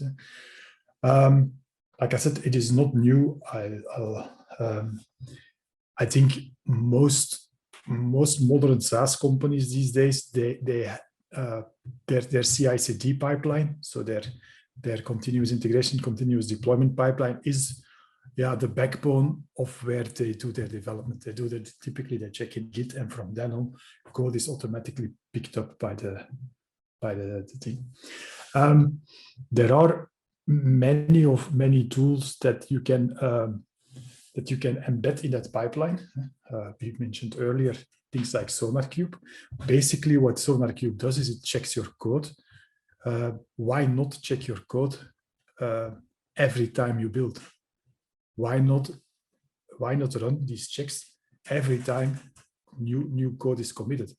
In the end, if it worked yesterday, the delta between yesterday and today's version of the code is relatively small. So you are likely to pick up new hotspots or new problems with your code very fast in that way. Just like you have unit tests that test your code functionally, and if you run them build and commit commit after commit, these things this proves to be very valuable. But of course, you can go further. You could even go further and have more dynamic scanning, and even shift more to production and have tests or security-related stuff running against production or staging environments as well. An overview, schematically, this is a relatively classic continuous integration pipeline where either you create a new branch or a developer changes something. This code is pushed to a central repository. Most of us use Git these days. I think that's, but there are other version control systems as well. And that triggers an automatic build and an automatic testing. And if these, typically, if all is green, then it is typically reviewed, approved, merged into the main, and pushed to production. You can of course put.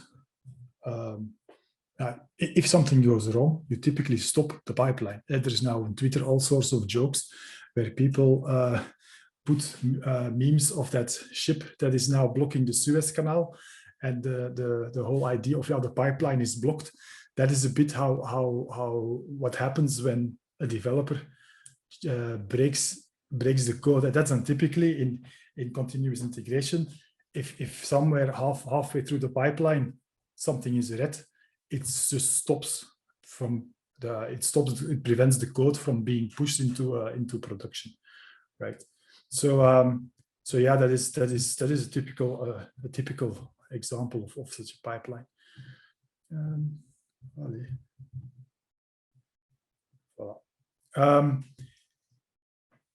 In what typically happens also in your pipeline is that not only the code is tested and maybe scanned for certain vulnerabilities, it's also often the case that it is being packaged.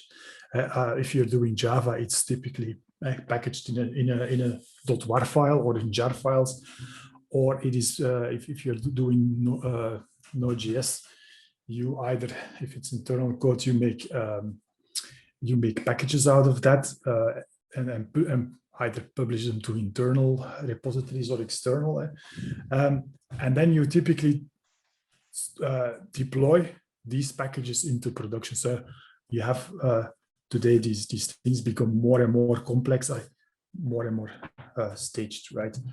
And then you do all sorts of, you use different steps in that, you can use different steps in that continuous delivery pipeline to actually have also security related steps in it. For example, smoke test and config verification, where you check whether the code, whether there's for example no credentials left in the code or something like that. You do dynamic runtime analysis tools that check whether your code is operating correctly, whether memory use is correct, that kind of stuff.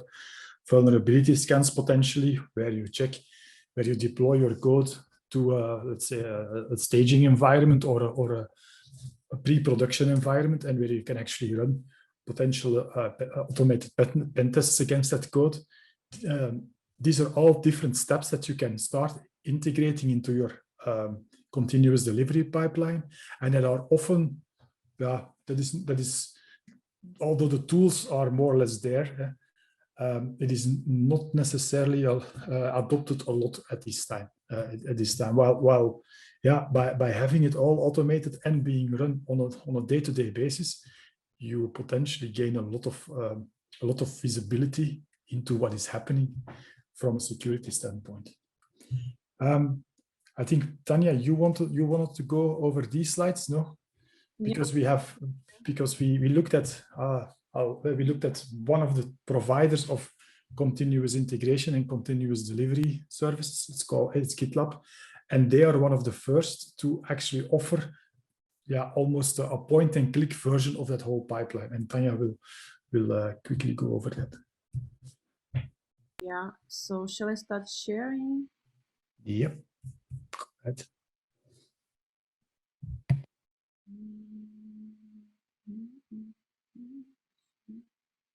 So I will just go back to the slide. Basically, what happens with this? So from one point, when you look at all this, I will show the demo how GitLab works. It then starts the tools and runs the pipeline automatically. All the tests are happening like at one, like magic wand. But perhaps also the feeling or the insecurity which can happen there, because this world of DevSecOps and automated pipelines is growing very big. And when you're making your first steps to building your first pipeline and understanding what to use, you might get lost by the vast offer of the tools that are there. There are so many tools. If you Google, I didn't put it to the slides, but for example, there is like a Mendeleev table of the DevSecOps security tools. So there are like hundreds and thousands of tools that one can use, and one can easily get lost. Okay, I have my pipeline, what exactly tool I use here, what I use here. So that is why this table, I think, is a very nice orientation guide. So basically, it's important to understand that I can have different tools, but I should have major categories represented in my tests. Okay, so these are the security by design, the ones that we already considered in the previous hour. Also, these are tools for continuous integration. So these are all the tools that Ananda was speaking about. So all these tools are also integrated into automatic pipeline. So checking your code, checking your dependencies, checking vulnerabilities in the code, searching for the hard-coded credentials, all that deals with, with code check, but when it's done automatically. And here there is also, there is a lot of criticism to these tools. Why? Because they do produce a lot of false positives. So anyone who has started working, like you have, for example, one big application, I don't know how big, several thousand lines of code, you put it to the Sonar Cube and it gives you like some thousands of errors, So not all of them are really problems. So for a developer, it is discouraging to see these numbers. So that is why when you make a decision on your project, okay, I'm going to start to use automated tools. So this decision has to be taken on a management level so that you allocate the hours and the time and the effort to do it gradually. So when you want to start using Sonar Cube or any other tool that will initially, in the initial setup, will produce some friction, you need to allocate time really to see into these bugs, because it can be useful, because they can show some really problems. Like when we did one of our first sessions with the we did one-on-one session of similar to this masterclass, but it was a dry run. And we actually saw into the SonarQube report, and we actually clicked on that hotspot that was never clicked before. And there was actually a security problem, the one that we discussed also in a previous chapter about the random or hash function. So it can be useful to look into those, not to pay, security specialists like us. Okay, so this is the second category. The third category is the continuous delivery. So this is everything that happens after checking the code. So we did not touch these tools here. These are the dynamic code analysis tools like ZAP, which is the best because it's free, it's comprehensive, it's flexible, it integrates everywhere, and it has very nice reporting. And also there are tools for manual tests and reviews. So, and the last but not the least are all the tools that are already dealing with real-time monitoring and application metrics and gathering information about artifacts and so on and so on. So these are the basic categories. And it's important when you start building your application pipeline, at least in this continuous integration, continuous delivery category, have at least a couple of tools, and then you build up or you choose what serves you, what does not serve you. So I'm going back to this. So this again, passing through same tool category. So not tools, but categories of tools. And then based on category, you choose what you need. So GitLab Community Edition provides an actual free open source environment for building up your application security pipeline from scratch. What does it mean, application security pipeline? So you put your project there. It's it automatically, the build, the application is built, is tested automatically, but all the tools, you can include the security, open source security tools into that if you want to. So along with your normal unit tests, you also have, for example, Sonar Scan. Along with your normal tests, dynamic tests, you have a ZAP scan running, which checks the security things. So you can see, so basically, it's very easy. I will show now. So all the stages are covered. So GitLab collaborates with many tools from all the stages that we described before. Like I said, it's very easy to integrate SonarQube report in it if you have Sonar Cloud account. OWASP, ZAP dynamic testing tool is there. There is Prometheus, which is a very famous tool for monitoring automatic integration into there if you use Kubernetes, and so on and so on. So there is an automatic smoke scanner for scanning the vulnerabilities of your containers, which is based on Claire. So there's a whole bunch of work done that you don't need to do by integrating these tools. So we build it takes maybe 50 minutes to build this pipeline. So I will show it now. So these are the tools. Some of them we integrated, some of them were already integrated into their pipeline. So like, for example, SonarQube is very easy to integrate. There is integration with Fortify, which is a little bit more tricky, but it can be done. All this, for example, they also have their own code quality check for each programming language. So everything runs automatically, and you just put a project to the GitLab, and I'll just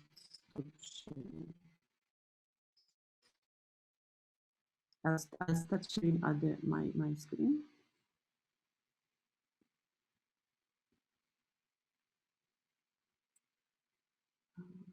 Yeah.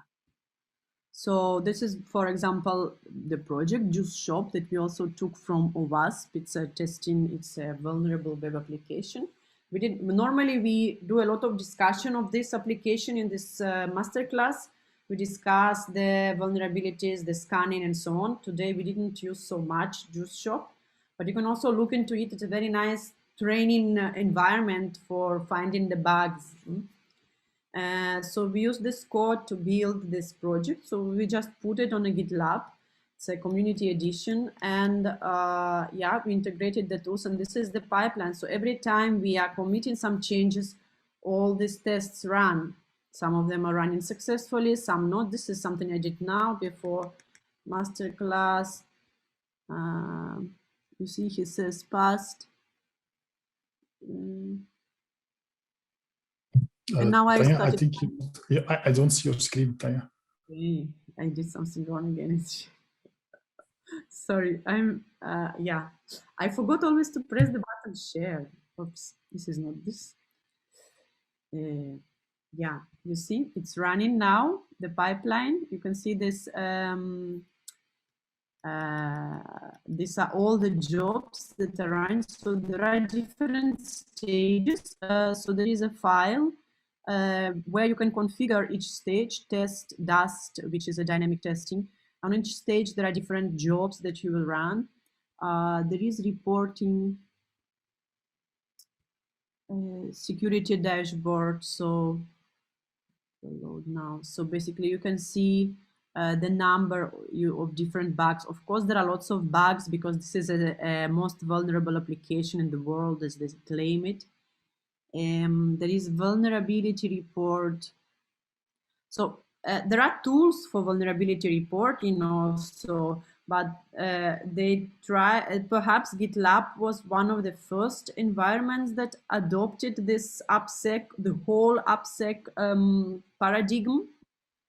And yeah, and so they have quite well in place all the tools and all the technologies. So you see here in the vulnerability report, we have different bugs from different tools.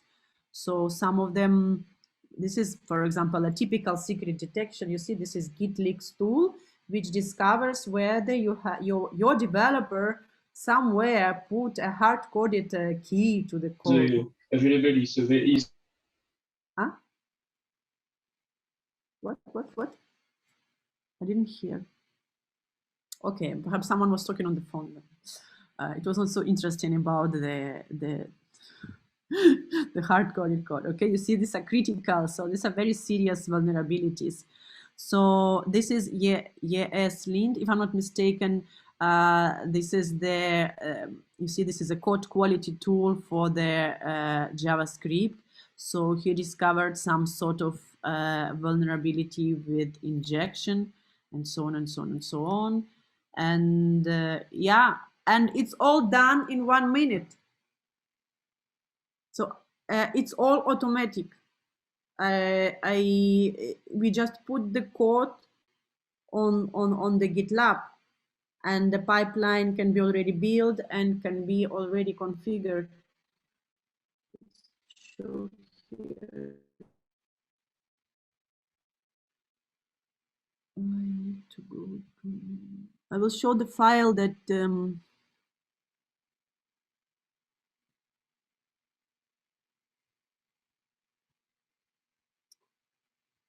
So this file GitLab CI, CI, that means continuous integration.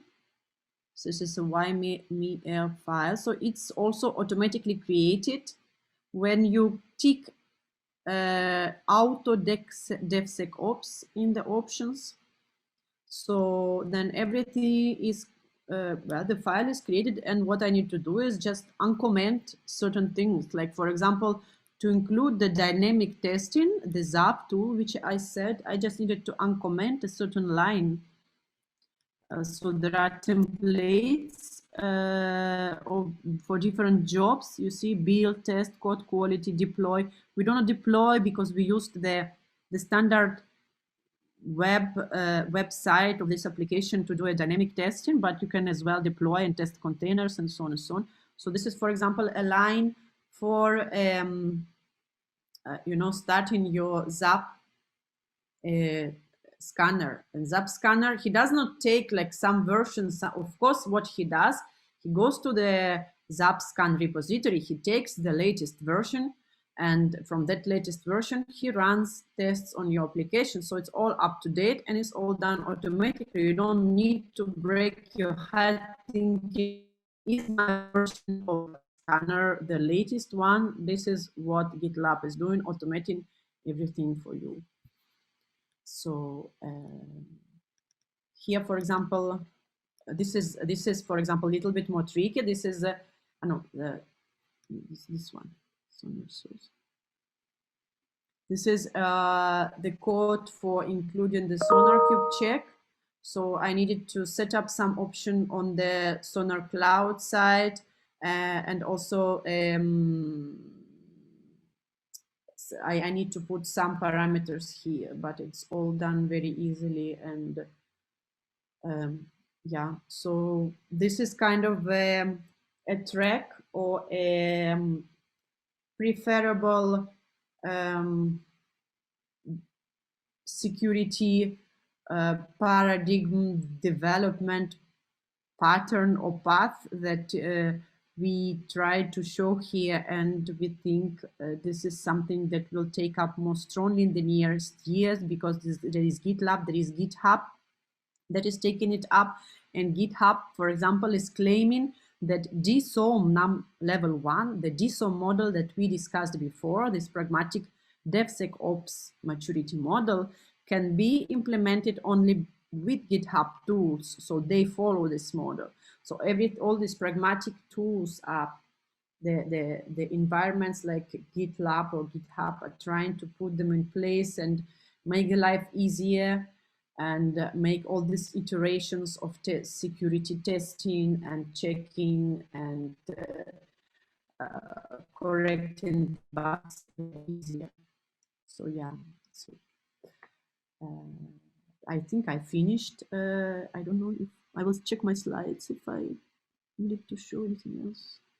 Yeah, I showed everything. Now, Nick, you can start again from mid-part. I will stop sharing. I will start sharing my screen. Find the right button. Yeah. So the last part we're going. I will quickly go into cloud and the operational part and the deployment part. Again, looking at it from a very pragmatic developer point of view, from Bart's perspective. Typically, Bart will make a lot of decisions about the overall architecture of the application, the programming language, the kind of database that will run. And typically, this will be things like how we use Python and the Flask web framework, or we use Ruby on Rails, and maybe with a React or an Angular front end. That for developers, this kind of decisions are made relatively easy. That's their world. But of course, if you then put it, you need to then put that into production, because you need to deploy that code somewhere.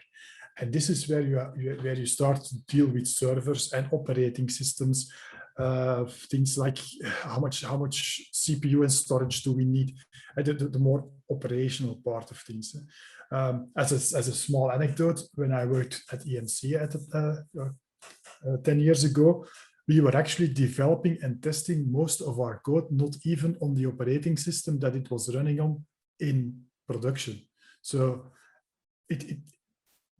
oftentimes, as a developer, you're sometimes far away from the operational part.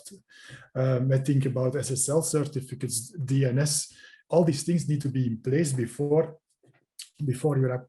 actually customers can start using your application.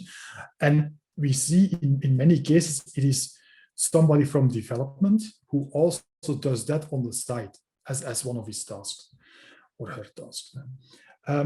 Which brings me with the whole thing of how can you secure that, or let's look at the runtime of your application and how to run it in things. Traditionally, again, dev and ops were two complete different worlds. Development was all about, we have Agile now for more than 20 years. It's all about flexibility, adapting to change, go very fast, while operations, their mission is typically to keep the lights on, to make sure that everything keeps on working as expected. So traditionally in ops, people are much more afraid of change. They would like to keep things as it is, traditionally. They also typically deal with they keep databases online and so on. While in development, we typically work with an empty database with some test data in it, and everything runs fine on that. While in production, that same database scheme might hold millions of records. And 10 years ago, there's a bit over 10 years ago, there's a movement started, the DevOps movement, to bring these two worlds more together. It's actually a movement where people from Belgium, including people like Patrick Debois and Chris Buitert, were these were people who were pushing those ideas, and to bring these two worlds together. It's partly born in Belgium, which is nice. And it is all about a combination of tooling, of automation, but most of all integrating the people behind all these processes. Now, one of the enablers that makes all of this possible is the fact that many of us who build digital services, who build SaaS products, leverage the cloud to do their things. Why is that? Because many cloud vendors like the AWS, Azure, the Google Cloud, they allow you to automate setting up and tearing down of servers, tearing down of storage databases. So I would like to spend a couple of minutes to discuss cloud, but mostly from a perspective, I build digital services, I build a SaaS. How should I look at the cloud? And from a security perspective, what does it mean for me? For me, cloud is all about sharing responsibility. And the idea, and this is a picture from AWS, from Amazon Web Services, how they depict it, but it's very similar for the other providers as well. Amazon is responsible, or the cloud provider is responsible of the security of the cloud, while you are responsible for everything that happens in the cloud. It is not so that because you run on Amazon or because on Azure, that you are per definition secure or per definition not secure. It is much more nuanced than that. And typically, AWS and cloud providers, they offer all sorts of services, and they will make sure and go to great lengths to ensure that these services in itself are secure. But the way you use them, you use these services, you can make mistakes in that. If you configure them not according to the specs that you need, of course, then you still run security risks. But then it is not that AWS or Azure is insecure at that point in time. It is that you are using it wrong. But you can turn it around as well. You can look at it as an opportunity to offload some of your responsibilities to your cloud provider. I'll give you an example. If your application needs, wait a minute. I'll show you some different architectural diagrams and illustrate and show you how responsibility might shift. I remember Bart. He was having this web application built in Python, Flask API server, and a React frontend. There's basically two ways. I'll illustrate two ways to deploy this application in production, and I've actually set up such architectures myself for some of my customers in the past, so they both work. In a very, I would say old school, between brackets, way, Bart does everything himself. He has a couple of machines, virtual machines. He has a running somewhere, either AWS or somewhere else. He has these machines. He configures a load balancer in front of them. he sets up these virtual machines with operating system, Linux operating system with the Python runtime plus all these libraries is up, and he has one virtual machine where he installs a Postgres database sudo apt-get install Postgres, and basically this is a way to deploy your Flask application or any application, so to speak. It doesn't matter so much with the exact technologies, but in this scenario, Bart takes on a lot of responsibility. Another way of doing that could be that Bart uses this very modern serverless setup where he deploys his application inside of a Lambda function. Lambda function is functions as a service, meaning your cloud provider just runs whatever code you deploy, and it just runs it whenever a request is incoming. He uses a cloud provider provided database, in this case, an AWS RDS Postgres, and all files and static assets, they go in an S3 bucket. In a setup like this,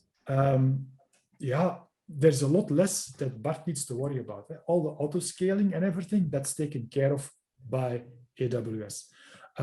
Operating system, well, in Lambda, of course, there are operating systems in Lambda, but you don't provide them. You get a runtime that you can run upon, and even the Python is pre-configured, and it's just your application code. Meaning that everything that is provided by AWS, you rely on it being taken care of, also from a security perspective, by your cloud provider. And the same with the database. If you rent a database from your cloud provider,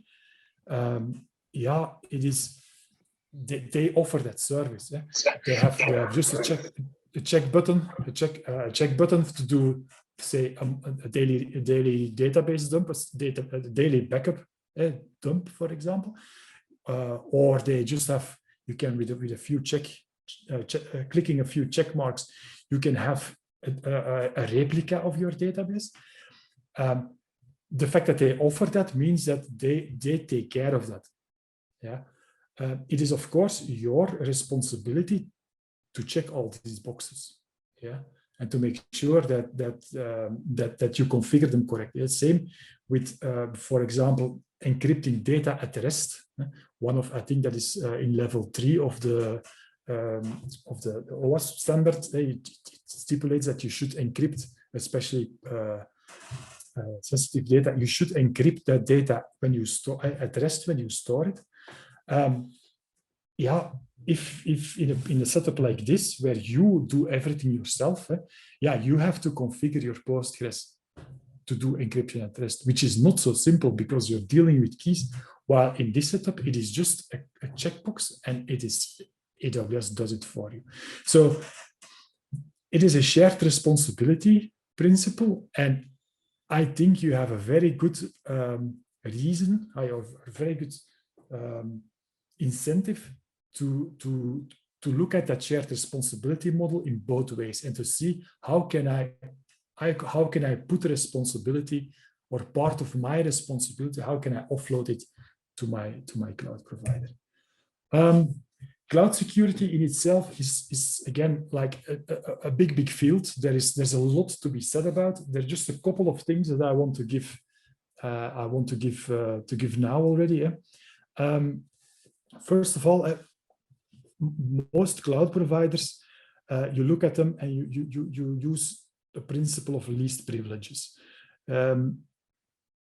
Most cloud providers have very, very complex and detailed controls on how you can put authentication and authorization in place. A good idea is make sure that nobody in the company has full access to everything, which is, from a usability standpoint, sometimes the easiest, but from a security standpoint, that is a nightmare. So the idea of least privileges is a very good idea. Like I said, most clouds have very advanced identity and access management capabilities. One of the big learning curves you have to go through if you start with AWS, for example, is the fact that AWS by itself works according to the least privileges principle, which means that if you just try to do something on AWS, it doesn't work unless you start unless you start creating, I would say, openings or create roles and users that can access parts of the application, and that's often in the beginning quite frustrating. I think a healthy way to look at your cloud provider is with the idea of trust but verify. Not all services that your cloud provider is offering have similar have the same level of adoption, but also the same level of certifications and everything. AWS, for example, they have like, what is it, 170 different services that they have. Not all of them, for example, are HIPAA compliant or are compliant with all sorts of standards. Most of them all of them have certain, they have probably very high standards, but not everything is certified. So depending on your use case, if you are in a regulated environment where you need to be, for example, PSD2 compliant, if you're in financial sector, or HIPAA compliant or whatever, you will have to look what guarantees your cloud provider gives for each and every of the services you are using. Yeah. But in general, yeah, you can trust them in general, but verify. It's also a very good idea to have multiple accounts at your cloud provider. At AWS, for example, there is no cost associated with having an account. As long as you don't use it, you can have as many accounts as you want for €0. So I strongly encourage you to deploy your production application in different accounts than, for example, your testing in your acceptance environment, just to keep these things separated. Deploying things in different accounts is really like you deploy it in a different world, so to speak. They have, unless, again, through advanced IAM capabilities, you can poke holes in it and have data and things flow from one account to the other. But the default is each account is a world of its own. And then, of course, because it's quite complicated in the end, the cloud providers plus third parties, they offer tools to also audit your account, to see what kind of resources do you have in your Azure or your Google account, and what kind of privileges do all these, how are the access controls on them, and are some of these things not too liberal to open. One that I have used in the past is ScoutSuite. This is an open source scanner that just looks at for example, looks at your Amazon account and then tells you like, okay, here is a potential issue. This thing is maybe isn't this too open, and these kind of things. Of course, a lot of the cloud providers also offer security-related services, services that you can use to increase your own security of your application. For example, they all have web application firewalls. A web application firewall is like a firewall, but then for all your incoming traffic, all the incoming traffic of your apps. So before the request of a user actually hits your own server and your own code, it is being checked by some like a web virus scanner, if you like, and that goes looking for strange things in these requests. For example, people who try to access admin pages or use all sorts of strange data in the URLs, which might indicate SQL injection or one of these top 10 OWASP things. So all cloud providers offer that. Again, they don't offer that automatically.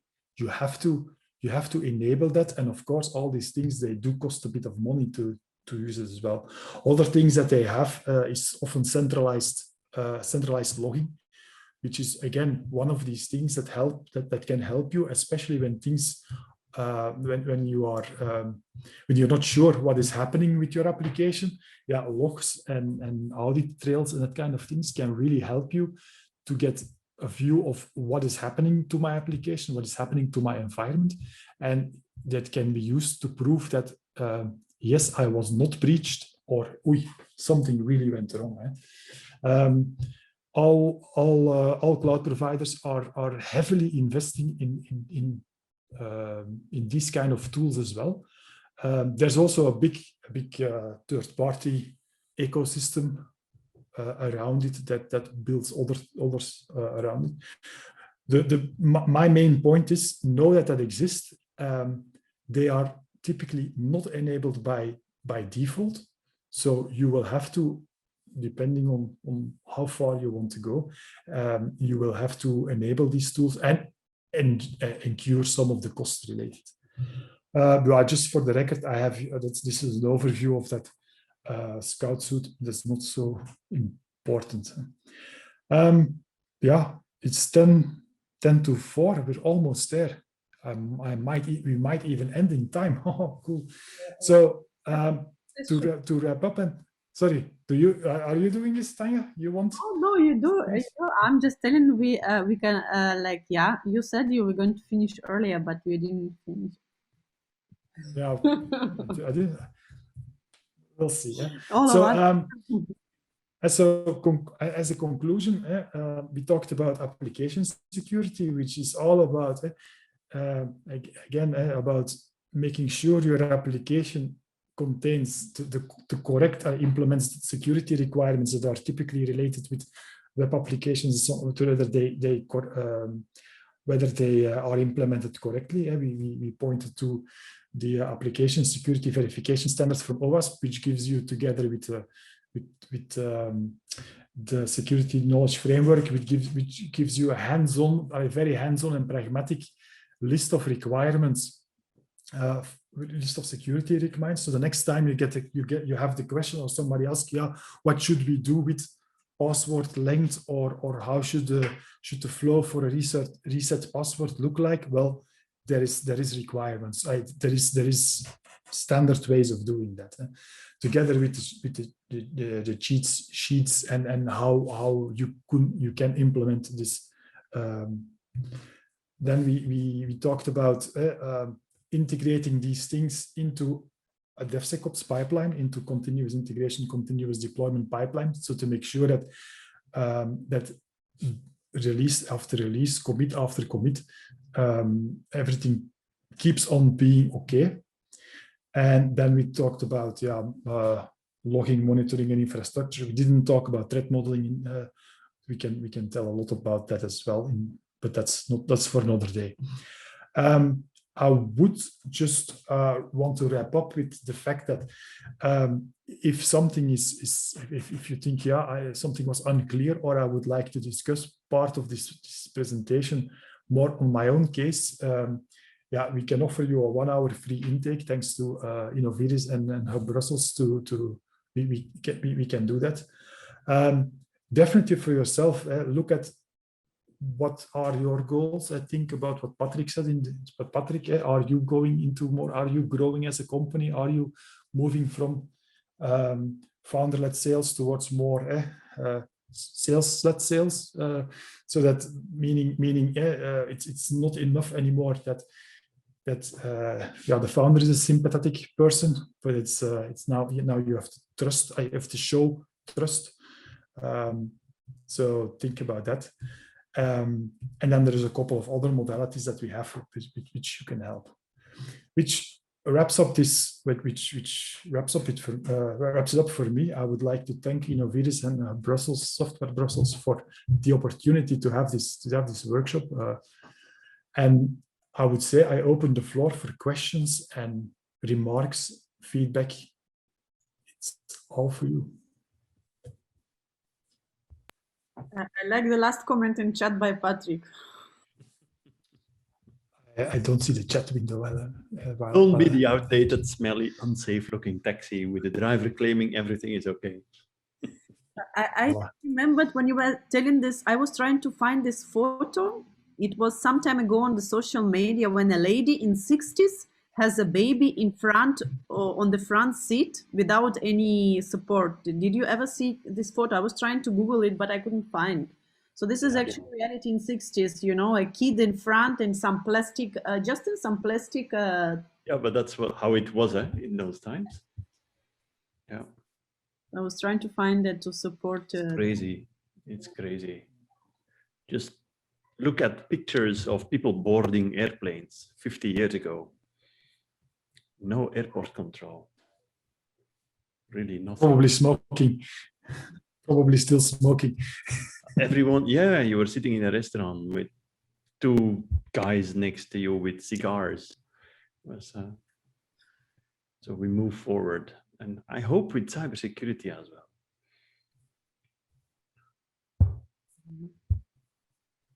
Any comments, questions? We still have some space for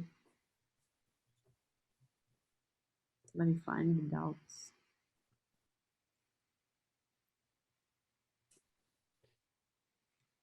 No one with questions. Everyone is desperately looking forward to the weekend. sunny weather in Brussels. This is so rare. Yeah. Great. Then I think we can wrap it up here. Thank you so much. So, hurry up before all the shops are closed. Yeah, indeed. Yeah. True. Okay. Yeah. Okay. Then we wish you a very good weekend and a very safe weekend, I would say. Cyber safe weekend. Stay safe. Stay safe. Yeah. Stay safe. Multiple layers. Don't hesitate to write to us or to contact us if you need any help. We will, or you need any clarification. Feed your appetite. Yeah, cybersecurity appetite, risk appetite. Yeah. Yeah.